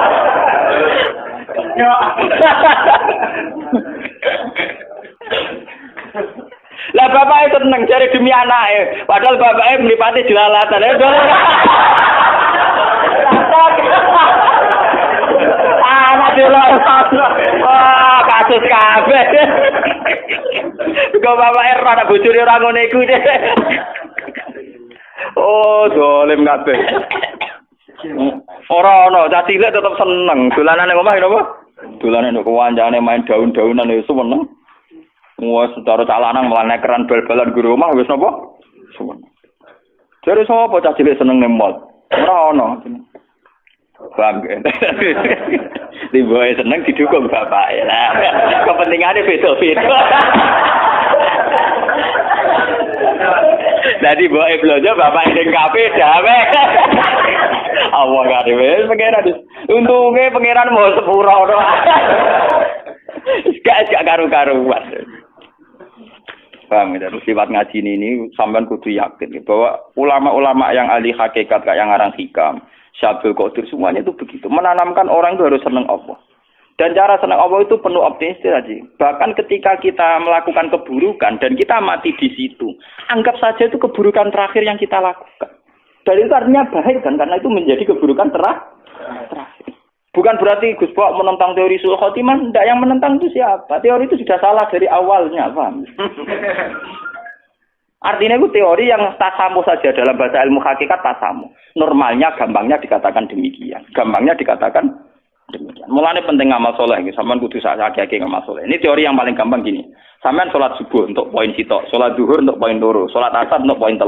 Berarti Anda pangeran tetap nyatet, ngamali sampean 3. Dan pangeran pasti tidak lupa, pasti dicatat. Bariku kowe mati dalam keadaan mabuk. Memang cara lahir ke suul khotimah. Andi kan pakai teori matematik, kalau kamu mabuk itu sekali kan masih punya tabungan 3. Sama seperti kowe dagangan, badi mbok tabung. Sehingga untuk duit 200 juta. Suatu saat kowe spekulasi keliru, bangkrut, rugine 50 juta. Berarti secara teori kan masih punya 250 juta. Makanya Quran itu hanya mengakui teori faman saqulat mawazinuhu. Siapa yang timbangan baiknya lebih berat, tetap dia dianggap orang baik. Saya itu tidak tahu kenapa teori suul khotimah begitu populer. Paham? Apa karena kebodohan massal? Apa entah, nggak tahu saya. Tapi saya protes. Tidak jelas teori Qurannya kan pokoknya sakulat mawazin. Orang lu kayak mati mulai cilik soleh. Mondok dari Nokia ini sampai dari nomor tuane, tahu dakwan dhuwur gunung. Pamale kan wah. Wah, ngamale cara pintu wagem. Sementara dosane mau gremeng sithik-sithik. Kan ringan lho napa? Ringan. Cara ditabung tetap aman sakulan. Mulai cuwilik soleh. Gede kita tambah soleh. Paling penyakitnya wong wis tua kan mangot-ngoten iku tok lho. Ringan lho napa? Jadi saya tidak tahu. Lu kan seakan-akan itu kan melupakan ngamal yang sudah-sudah tuh hanya divonis suul khotimah. Kulo nu mboten sependapat. Oke lah kalau menurut hukum lahir mau ngomong gitu ya monggo wong hukum lahir. Toh omongan Anda tidak mengganggu keputusan Tuhan, paham? Orang mungkin kan omongannya wong akeh ganggu otoritas Tuhan kan juga tidak. Sama ra usah ngene, Gus Pak teori tentang wong akeh. Tentang wong akeh lah pangeran tetep ra anu teori wong akeh. Pangeran dia teori dhewe, paham? Nah sama tak apa teori Gus Pak padha pengiran. Lah aku maca Quran faman saklat mazirun dalile jelas. Dalile jelas dan itu dalile pangeran. Coba teori-teori gitu itu siapa yang bikin asal usulnya kok iso begitu populer? Saya juga tidak tahu. Memang nggak perlu tahu karena memang sulit dipahami, Pak. Ya kalau secara bahasa tidak apa-apa ya sedikit gitu saja. Wong mergawe kadang kan yo keliru teorine bangkrut. Misalnya rugi 50 juta. Tapi ketika dia baik nabung sampai 1 miliar ya kan berarti cek 150 juta. Nah. Itu kalau kita biga-biga yang di pasar cadangan 25. Yang terakhir putus di 4 tuh. Paham ya? Jadi sebetulnya ngamal apa saja itu anak tubuh makodamu wa asa roh. Asar, efek atau bekas dari ngamal itu pasti tetap ada. Mulane itu kira rasa khawatir suben-suben maksiat. Ngamal mesti buat paham.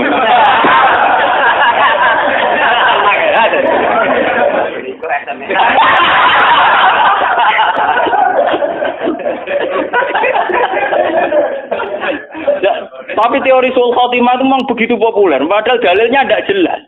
Bagaimana mungkin Allah menafikan amal yang begitu panjang? Kulo nu mboten sependapat. Ya nek kula nak takoki tiyang lho, kula sering wonten tiyang mabuk macam-macam matine ngoten. Nyolati Gus. Nah keluargane teko aku nyolati teko. Gus niku anak kula mati pas wadan mabuk sul khotimah. Pas pokoke kula salati sul khotimah mboten tuh Gus kiai niku pokoke nyolati. Sebuti Gus saged disepuro pangeran ta ora. Jawabku gak enak. Nah pangeran bisa nyepuro, tapi mau ning anak mbok ora apa pangeran bisa nyepuro ya. Sementara pangeran aja darani ra iso nyepuro. Ya sebagai pangeran tetap bisa nyepuro. Tapi coba takokno posisi anak di sepuro ta ora aku ora nabi ora pangeran tetep ora ro. Kiai sapa ya ora ro, anggere muni ro ya bebor ro ya muni ngono. Wae pangeran kok ditakoki ya. Tapi pangeran tetep bisa napa? Nyepuro. Ngene kudu bangga kok di pangeran ra iso didikte, ra iso diatur kudu bangga. Dan kita harus syukur. Paham nggih? Mulane kula beberapa kali salat hajat apalagi akhir-akhir ini. Kulo niku matula dadi kiai tertutup, tapi akhir-akhir ini tamu kulo niku kathah. Mulai kok masjid Jamek Bondowoso sampai Bondo kemarin dari Islamic Center Bojonegoro. Mbok niate nggo golek ilmu, Bapak aku terkenal gelem pidato cek wae panitia mboten Gus niki pun keputusan panitia. Ya tapi ra keputusane pangeran ya mending ngono.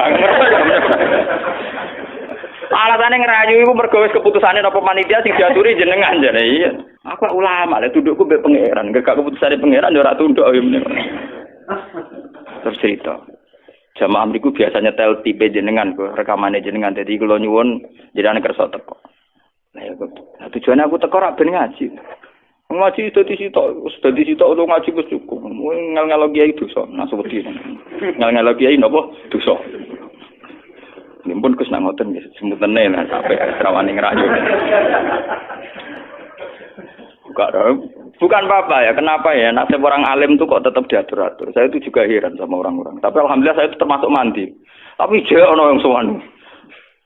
Boy wis to ngaji jenengan teng mriki krana kepengin pangeran. Mumpun kenal pangeran pun cukup. Kulo nung tetep makhluk. Nek niate sampean apik lilil ala wis kenal pangeran, ora kenal Gus Ba iku sak dhuwure aku adoh iku pangeran Pak.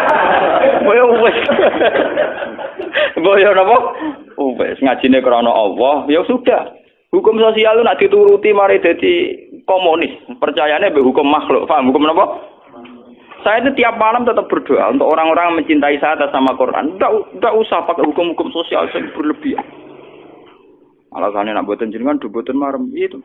Mpun jenengan nanti kula, nak ben ngaji melu ngaji. Lah jenengan saiki dugi panitiane kadang teko orang mobil sak mobil ben ngaji gaji saniki. Akhire ngaji. Ini tetap boten saged gak. Nah saya itu khawatir saya itu sebenarnya gitu. Sebenarnya saya sebagai ulama itu juga tertantang untuk meluruskan teori-teori yang salah. Ya kayak teori keburukan tadi. Sebenarnya Nabi itu penuh optimis. Lho itu hadisnya sahih, paham ya? Hadis yang Nabi udah kalau al hayat itu ziyadatan li fi kulli khairin wal maut rohatan li min kulli syarr. Andai kan kita cara pandang gitu kan optimis. Gusti kehidupan saya itu anggap saja itu bekal atau tambang melakukan segala kebaikan. Nak mati anggap saja akhir dari segala keburukan. Kan enak. Coba kalau kamu padang berbalik, nak urip nambah keelean, nak mati apikku berhenti, kowe apik pas-pasan naik. Tanpa mati wis berhenti. Tapi cara padang Nabi ternyata coba saya kadang tidak setuju ilmu kalam kan gitu. Kadang misalnya khairihi wasarihi langsung menawwah, paham? Dan khairihi wasarihi menawwah. Padahal kalau Nabi cara ngajarkan asli redaksinya Nabi itu begini. Allahumma innahu la ya'ti bil hasanati illa anta wa la zabu bisayyiati illa anta. Jadi cara pandang optimis. Ya Allah, engkaulah zat yang tidak bisa mendatangkan kebaikan kecuali engkau. Dan tidak bisa menolak keburukan kecuali engkau. Jadi Allah ini dipandang secara hukum positif. Layak bil hasanat illa anta. Yang bisa mendatangkan kebaikan hanya engkau. Dan yang bisa menghilangkan keburukan juga hanya engkau. Tapi tidak dibahasakan elek apik kersane pengiran. Kesannya kan ada sisi negatif. Makanya biasanya doa-doa itu Allahumma srif anna su'a bima syi'ta wa kaifa syi'ta. Ya Allah hilangkan segala keburukan ini bima syi'ta wa kaifa syi'ta. Tapi kita akan membayangkan hilangnya keburukan itu kan orang lain yang jahat sama kita itu mati. Orang lain yang jahat sama kita itu kena musibah. Kita tidak sadar bahwa eksistensi kita itu bagian dari keburukan yang melahirkan sistem keburukan. Bisa saja cara Allah, tapi ngilangi keburukan ya kamu tak ambil, wong sumbernya kamu. Nah kita ini nggak adil, sudah berani doa bima syi'ta wa kaifa syi'ta dan sesuai kehendak wa kaifa syi'ta sepundi mawon carane. Cara makna gadule wa kaifa syi'ta sepundi mawon carane. Coba ada beberapa keburukan, misalnya ono maling, ono penjahat. Memang maling dosa, penjahat dosa. Mungkin dosanya maling-maling itu karena penjahat sing alusan, karena sistem pajak sing dikorupsi, sinten ngomong sing koruptor dan sebagainya. Tapi si koruptor yang tidak konangan donga, muga-muga mobilku ora dicolong wong. Muga-muga sepedaku ora dicolong wong. Muga-muga malinge kecekel. Jare pangeran, ya kowe. Maling sejatine iku kowe. Koruptor sing ra konangan niku nak ndonga ora muga-muga sing nyolong sepeda motor dekne kecekel. Artine muga-muga malinge kecekel. Lha iku piyene donga mugi-mugi Gusti malinge kecekel. Iku nak dongane mati sing kecekel sapa? Paham?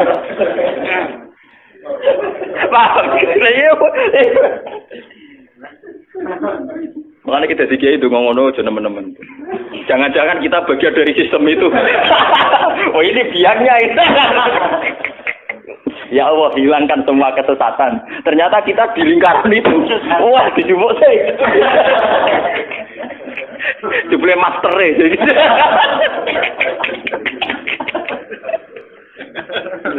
Suhu deh jupuk. Orang dulu ngono yang ngeri. Ya, tapi ya tidak usah ngeri karena kalaupun kamu diambil akhir dari segala keburu.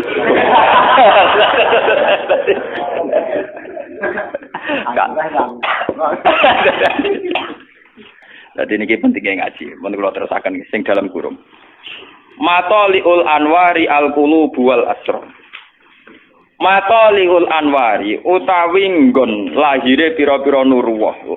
Lahire pira-pira sinare Allah ta nurullah. Iku al qulubu pira-pira ati wal asrar lan pira-pira rahasiane ati. Maknane ngaten nggih. Soal nurullah, artinya sejauh mana orang itu punya hubungan dengan Allah, niku kaitannya masalah-masalah hati. Gini wow, misalnya ono wong secara lahir matine pas mabuk, tapi bisa saja terakhir hatinya dia kontraknya sama Allah malah syukur karena dia yakin Gusti keburukan saya selama ini membabi buta menjalar kemana-mana. Dengan saya mati akhir dari segalanya.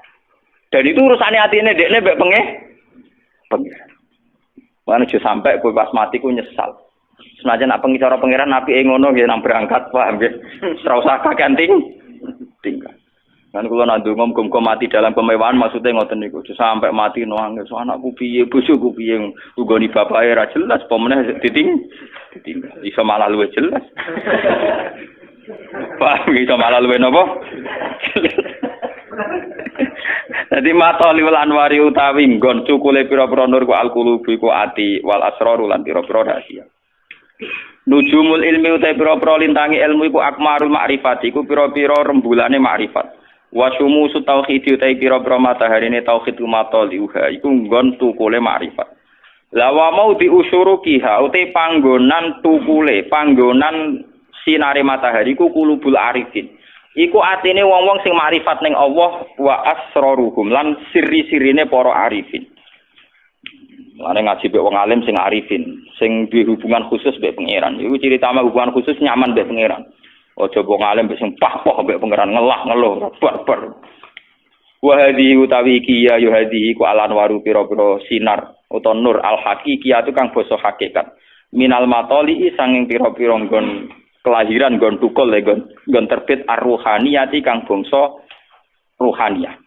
Dikhilafil anwar kelan berbeda ni pira-pira nur al-khisyati kang basa khisyah. Qala dawu filatoi filminan sahibul hikam sami. Wa alam anna wa subhanahu wa ta'ala idza tawalla. Nalikane nguasani sapa Allah utawa ngatur sapa Allah walian ing wali. Sona mongko ngreksa sapa Allah taala qalbahu ing atine wali minal azhyari saking pira-pira perasaan liya. Perasaan sing di luar kehendak Allah. Wa harrasahu lan jaga sapa Allah ing wali bidawamil anwar kelawan langgenge pira-pira nur. Lah nur paling gampang ngene iku subhanallah, eling-eling. Nur paling gampang napa?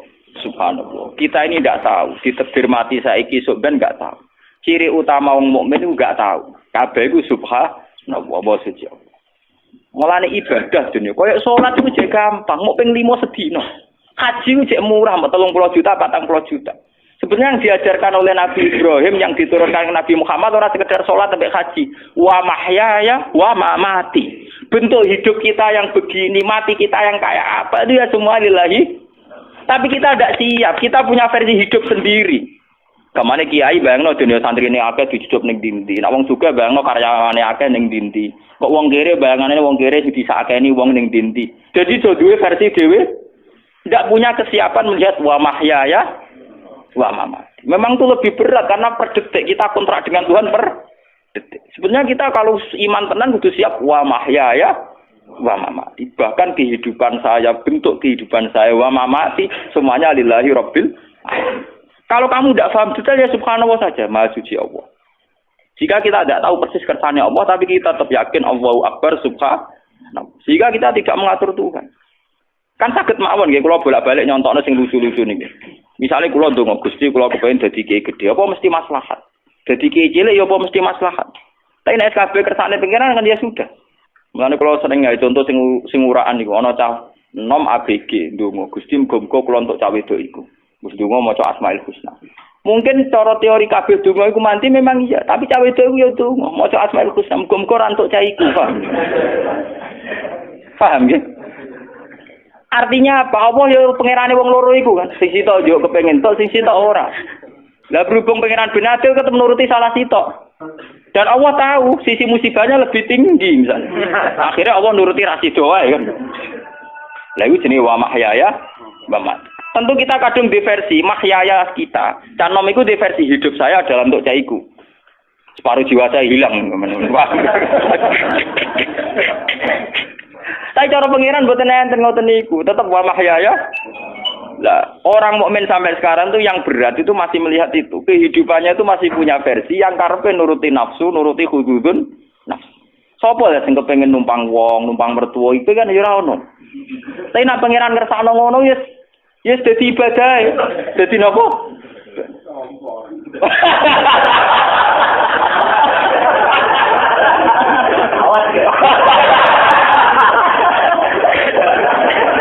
Nah nuruti kepengen kabeh wong ya kepengen mandiri, Pak. Nuruti kepengen. Tapi bukti ridho mek godho-godho ditampani wau.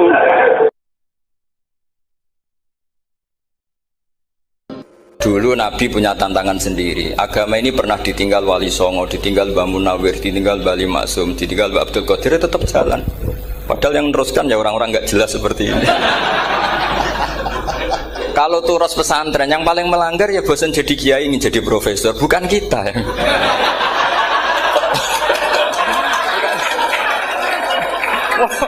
Yang bosan tuh tidak kita, yang sudah ganti gelar itu. Tapi kita ya tidak apa-apa. Jadi nggak usah dijaga, turus itu biasa saja. Jadi biasa saja, menurut saya zaman itu biasa saja. Allah itu kalau bikin masalah itu ya bikin solusinya, itu sudah min sunnatillah. Jadi saya tuh tidak pernah mikir, betul. Saya tuh nggak pernah mikir agama ini nanti kayak apa, enggak. Selain saya tahu Allah yang akan menjaga agama ini, dipikir gak dipikir, memang kalau zaman lebih buruk ketimbang kemarin, itu sudah nasnya Nabi. Ma min yaumin illa ba'dahu syarrun min. Nah ini karena materinya sanad, mungkin ini spesifikasi saya. Saya mohon sanad itu ditulis tapi tidak diimani.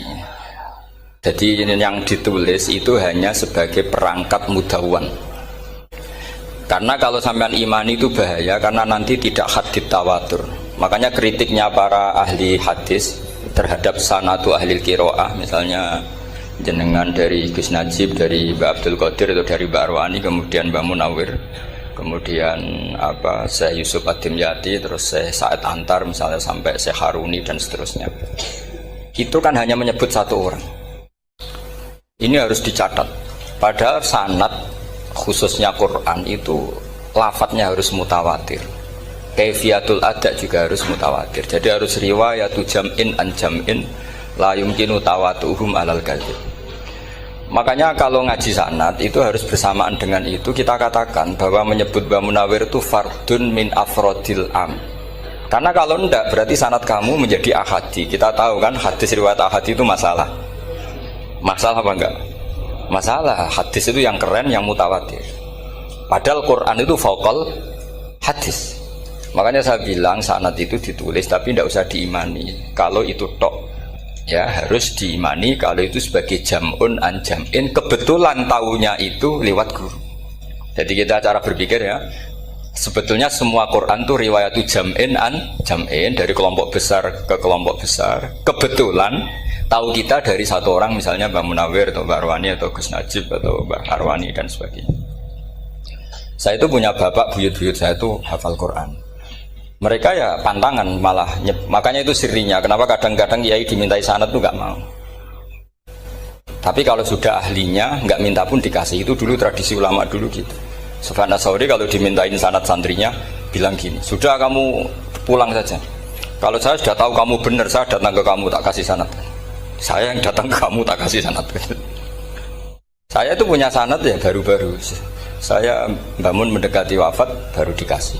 Karena nunggu tadi, nunggu kelayakan. Kalau tahu-tahu minta sanad kan gaya-gayanan tok, terus dicetak di figura, terus seakan-akan legal jadi muridnya Gus Najib. Itu aneh. Saya ulang lagi ya, jadi kita harus ngadepi satu hukumnya Allah.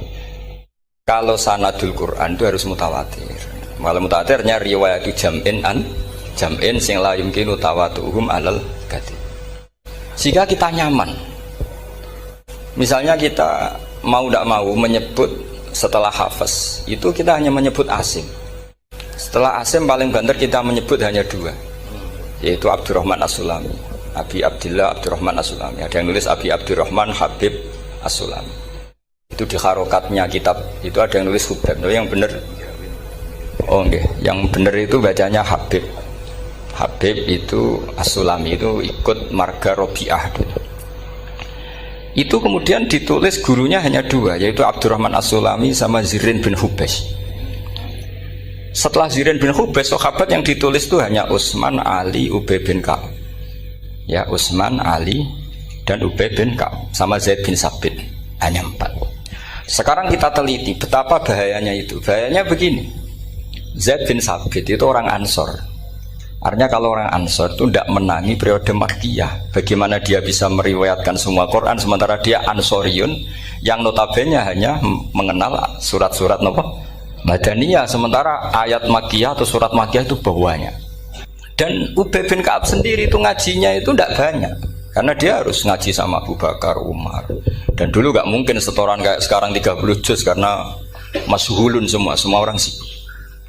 Sehingga kita harus pastikan zikru fardin min afrodir ruwat atau zikru ahadin min ahadir ruwat adalah implementasi dari riwayatu jam'in an jam'in. Karena ini untuk menjaga status Quran harus mutawatir. Kalian jangan ngawur, itu bahaya sekali. Saya punya banyak tulisan tentang itu. Dan karena kalau berupa tulisan itu biasanya terus jadi konsumsi akademik, tinggal seminar terus narasumber untuk duit macam-macam itu. Itu makanya saya tidak mau. Saya itu suka ngaji alami. Sehingga kalau betul saya dikatakan viral itu saya tidak mikir, viral tidak mikir. Saya ini sudah cocokkan sama Gus Dar, mau daftar wali. Syaratnya wali itu nggak peduli dengan makhluk. Kalau saya peduli berarti terdegradasi nanti. Sudah cocokkan sama Gus Dar, Gus daftar wali. Angel Gus, sekarang yang peminatnya tidak banyak kata saya. Karena zaman akhir itu peminatnya jadi rektor tadi.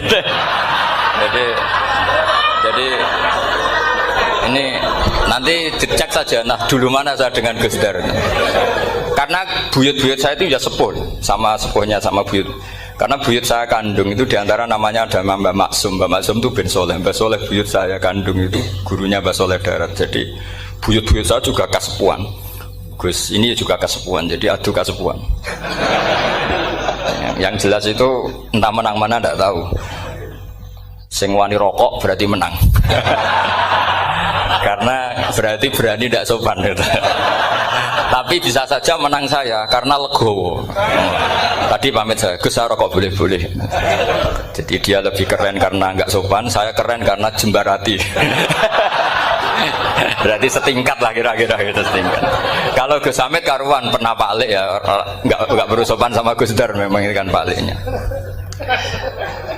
Saya teruskan ya. Jadi anak-anak alumni Al Munawwir ini yang maui apa lanyah Qur'annya, apa tadi dakwah tadi tafakuh, saya juga nggak paham yang dimaksud Pak Mustaqim itu. Karena apa ya? Ilmu itu ditulis itu sebenarnya berdasar minatnya penulis, bukan berdasar kehendak Allah.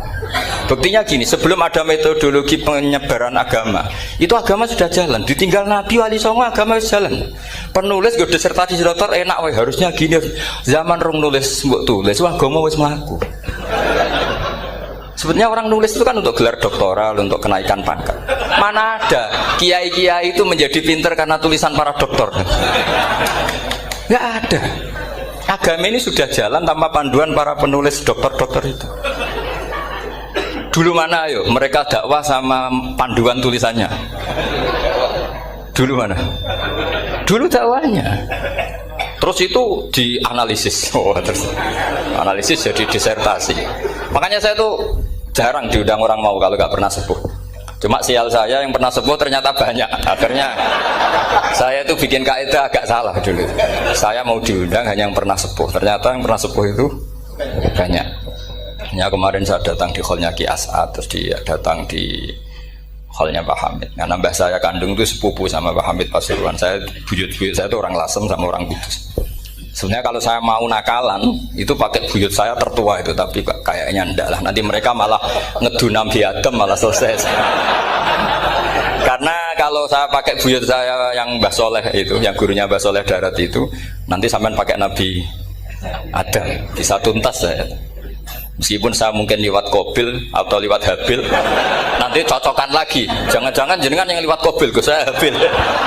Malah panjang lagi, nggak tahu aktenya juga nggak. Kira-kira kan delok potongannya. Kalau yang alim kayaknya pantasnya lewat Habil. Gitu.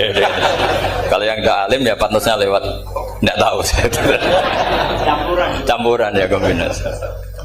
Tapi begini ya, Quran itu al-mira fil Quran kufrun ya, atau al-jidal fil Quran kufrun. Ada dua riwayat.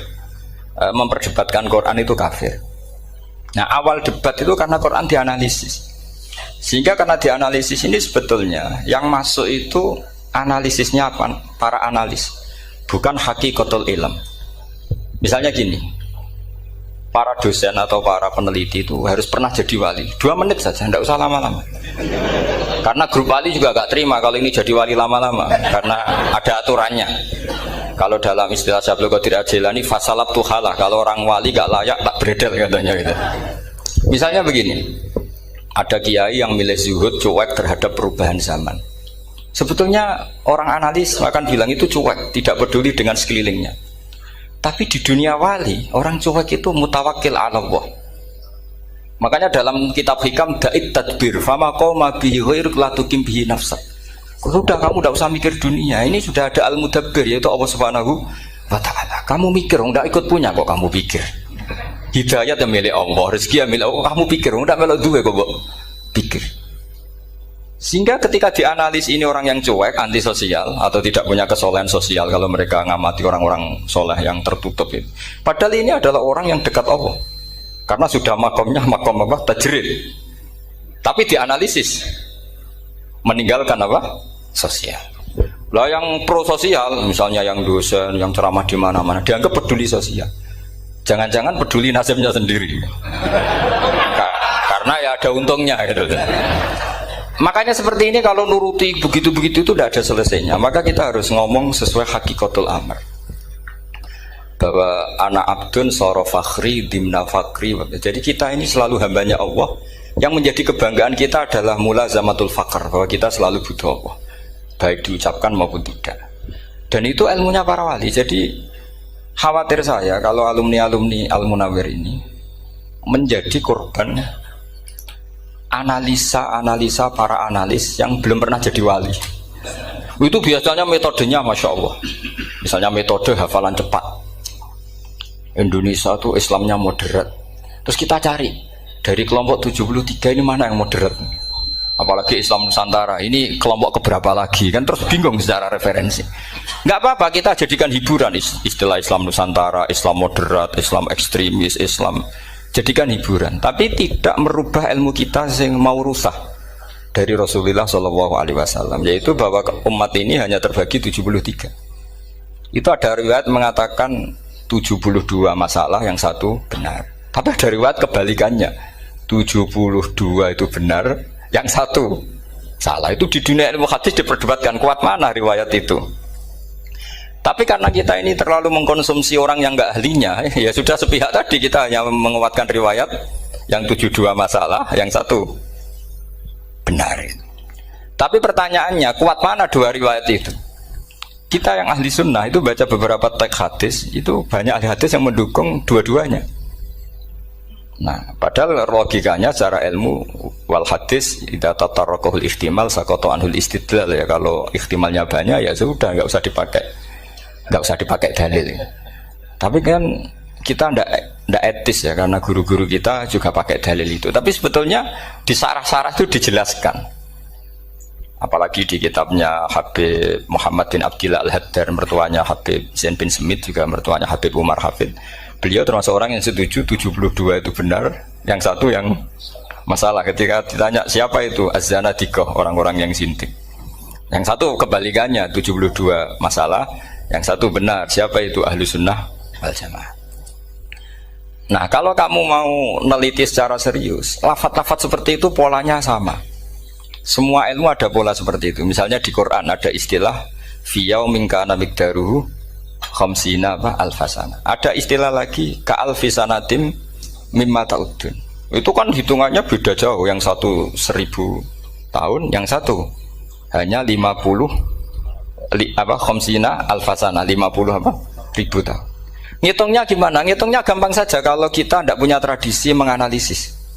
Ketika Abdul bin Abbas ditanya, lalu ke alfasanatin maknanya apa? Khamsina alfasana maknanya apa?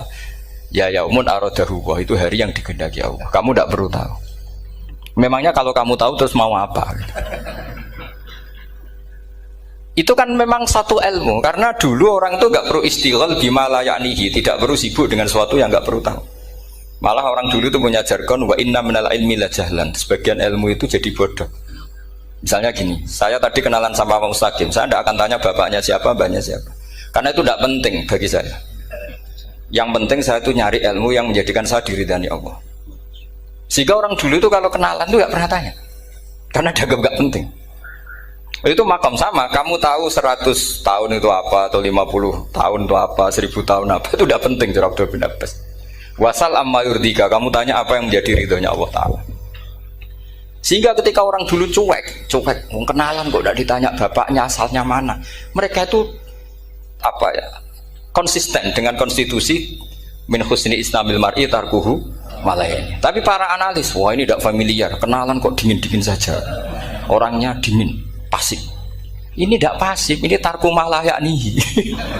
Jadi gak sambung memang calon wali sama calon rektor itu tidak sambung. Jadi memang nggak sambung, cara berpikirnya beda. Makanya saya mohon ini apa ya? Ya itu tadi saya sudah cocokkan sama Gus Dar ini. Jadi kalau kamu daftar ya monggo. Nanti saya tidak tahu yang nanti jadi ketua saya Pak Gus Dar, tidak tahu saya.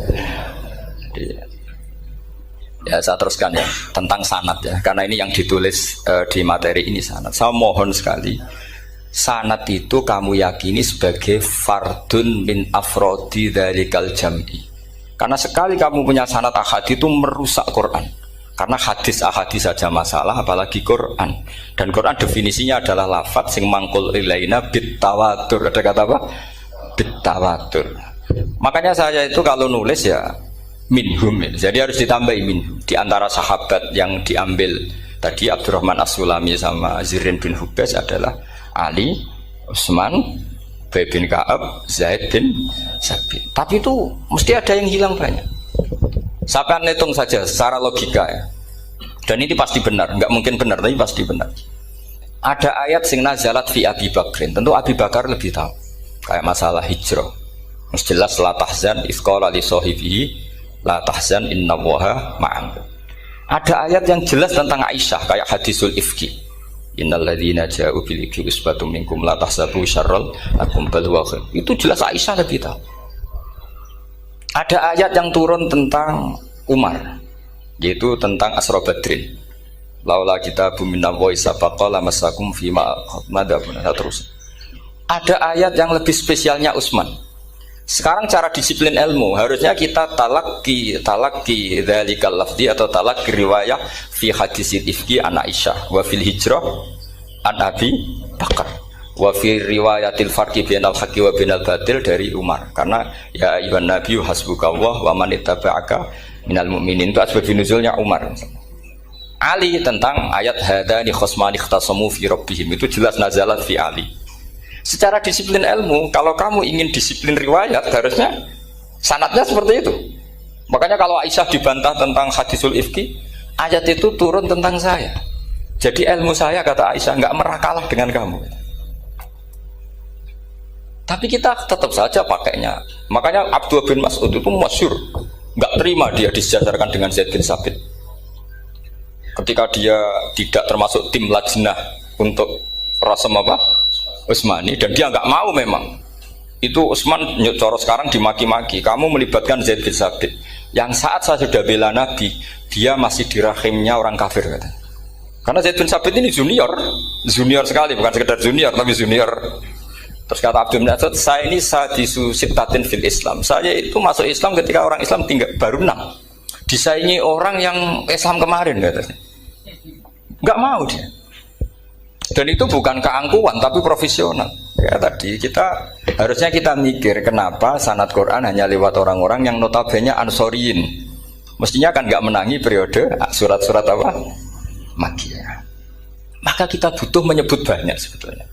Maka saya mohon meskipun tulisannya hanya Ali, Utsman, Ubay bin Ka'ab, Zaid bin Sabit, di hati kamu tetap minhum apa? Di antara sahabat yang kebetulan mudawwan terbukukan itu. Karena ini bahaya kalau dalam ilmu riwayat, karena Quran harus riwayat itu jam'in anjam. Saya beri contoh betapa pentingnya orang-orang yang enggak ahli ilmu. Orang nggak ahli ilmu, tapi barokahnya tawatur. Tawatur itu ya mutawatir. Meskipun harus lewat mungkin takdirnya medsos atau TV atau mubalek atau orang nggak jelas-jelas, nggak apa-apa. Sementing ila darajatid tawatur. Pernah ada seorang khotib, masyhur itu cerita itu. Saya punya kitab yang dikarang oleh orang alim tapi jenisnya jenis peneliti. Meskipun nanti pas analisisnya saya juga agak setuju. Tapi ya riwayatnya saya setuju. Itu ada orang khotib baca ayat wala tangkihul musyrikati hatta yu'min wala amatum mu'minatun khairum min musyrikati walau ajabatkum. Dia masih baca wala tangkihul musyrikina hatta yu'minu. Masih baca bi fathit ta karena depannya bi fathit ta, belakangnya juga fathut ta. Maka maknanya menjadi gini, wala tangkihul lan aja nikah sira kabeh karena ini mutaaddi yang ila maf'ulin wahid.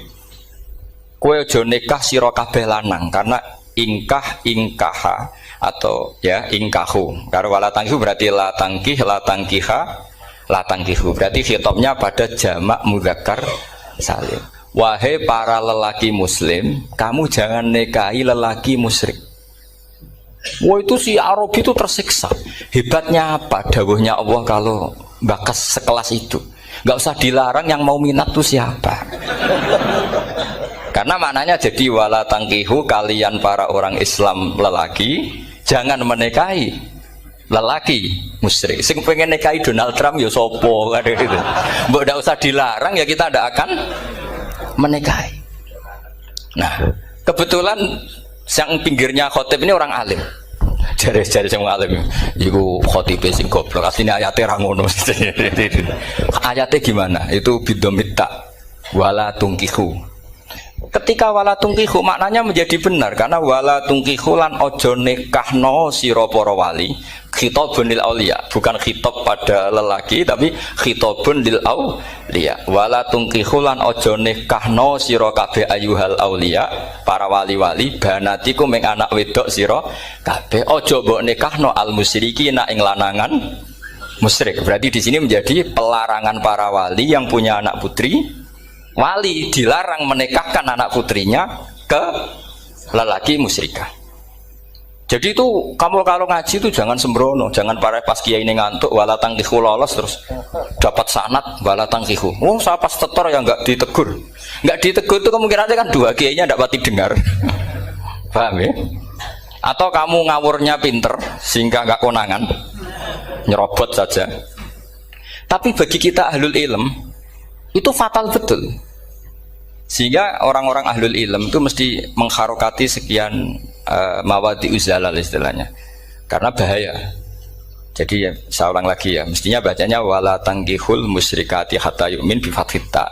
Itu betul, wala tangkihul lan ojo nikah sira kabeh lanang Islam, ke ojo nikah al musyrikati ing wadon perempuan musyrikah. Tapi kalau yang kedua harus dibaca bidomit wala tungkihu lan ojo nikahno sira kabeh para wali ai banatikum maf'ul bih awal dibuang ing anak wedok sira kabeh ojo mbok nikahno al musyrikin. Tapi sekali dibaca wala tangkihu maka kualitas maknanya itu terjadi. Wahai para lelaki mukmin jangan nikahi lelaki musyrik. Makanya si Bedui ini tanya, apa betul itu kalamu? Iya. Masa Allah ngendikan sekacau itu? Kecewa dia, masa ada ayat Quran yang dipuji-puji Jamiul Kalim kemudian kualitasnya seperti itu. Jare wong alime yo khotibe sing goblok ora-ora ngono. Artinya apa? Ketika Quran dibaca secara salah, entah makhrajnya, entah halafatnya atau harokatnya, ini Arabi saja tahu. Karena Arabi pun punya adzauqus salim. Karena adzauqus salim tidak didominasi para mukri atau para kiai atau para ahli Quran. Orang yang salimatuz dzauq juga bisa. Sehingga pernah ada seorang khotib juga, ini cerita-cerita Bedui. Orang khotib pidato khutbah, fawarabbis samaa'i wal ardi innahu lahaqqum mithlama annakum tantikun. Demi Tuhannya langit dan bumi, bahwa apa yang dijanjikan Allah pasti terjadi. Lahaqqun itu maknanya terjadi. Itu si Arabi tadi langsung tanya ke khotib, Pak khotib, mangdalladzi akhdobal jalil hatta al-ja'hu ilal yamin. Siapa yang bikin Allah murka sehingga Allah terpaksa sumpah? Mana orangnya? Karena kalau dalam tradisi balaghah sumpah itu sudah tersinggung. Misalnya saya punya utang sama Gus Dar ditagih hari ini, hari Selasa. Gus utangnya bayar. Paling saya bilang, nggih Gus sesuk. Ketika sesuk ditagih lagi, nanti Kamis ditagih lagi. Kalau saya mulai tersinggung pasti wawahi. Jadi orang kalau sampai sumpah itu bukti apa? Tersinggung. Karena kalau dalam balaghah disebut kalau mukhatab tuh khaliyadz dzihni tidak usah taukid. Tapi kalau mulai mutaraddid agak ragu dikasih taukid. Kalau banget nggak percaya nih dikasih sumpah. Itu mesti terusannya duga. Itu kaidah tuh, nggak bisa nggak. Karena al-yamin atau al-qasam itu ya dulu alal ghadab. Makanya langsung si Arabi tadi tanya, mangdalladzi akhdobal jalila hatta al-ja'u ilal yamin. Siapa yang bikin Allah tersinggung sampai Allah terpaksa sumpah? Ini dzauqul Arabi, dzauqul Badawi, orang yang sangat betul. Karena Quran mutawatir lafdzon wa dzauqon wa balaghatan wa nahwiyan dan sebagainya. Sehingga sebelum ada Imam Nafi', ini saya cerita khasnya ahli Quran. Karena bapak saya, buyut-buyut saya itu hafal Quran. Dulu ketika bapak saya tadi Mbah Munawir sampai berapa? 98% ya. Jangan hafal Quran era anak tadi. Era anak itu 98%. Ya dari jenengan tadi. Jadi dulu bapak saya nasihati saya hafal Quran itu lucu. Nasihatnya gini dok. Aku hafal Quran, mbahmu buyutmu hafal Quran. Yes, ojo kepaten obor. Nak kowe rapal itu sebenarnya alasannya anakmu rapal gampang, wong bapak ya rapal. Putu luwih gampang meneh. Wong bapak mbah ya ora. Maka anak wong alim rapal Quran atau orang alim itu kriminal pertama yang menjadi sunnatan muttaba. Karena itu melegalkan anaknya punya alasan kan. Coba kamu alim, terus anak kamu udah alim. Terus kamu, cung kowe kudu alim kok mbahmu. Lah bapak gimana bapak? Kan pusing. Jadi sebetulnya zuriat ada alim itu mesti salah ini. Salah pas depannya ini. Makanya saya itu tak angen-angen bener bapak saya. Bapak saya itu ya akrab sama Gus Najib, sering semaan bareng dulu. Jadi misalnya bapak saya ada hafal Quran, coba mau pede nasihati saya suruh hafal gimana alasannya? Kan nggak punya alasan.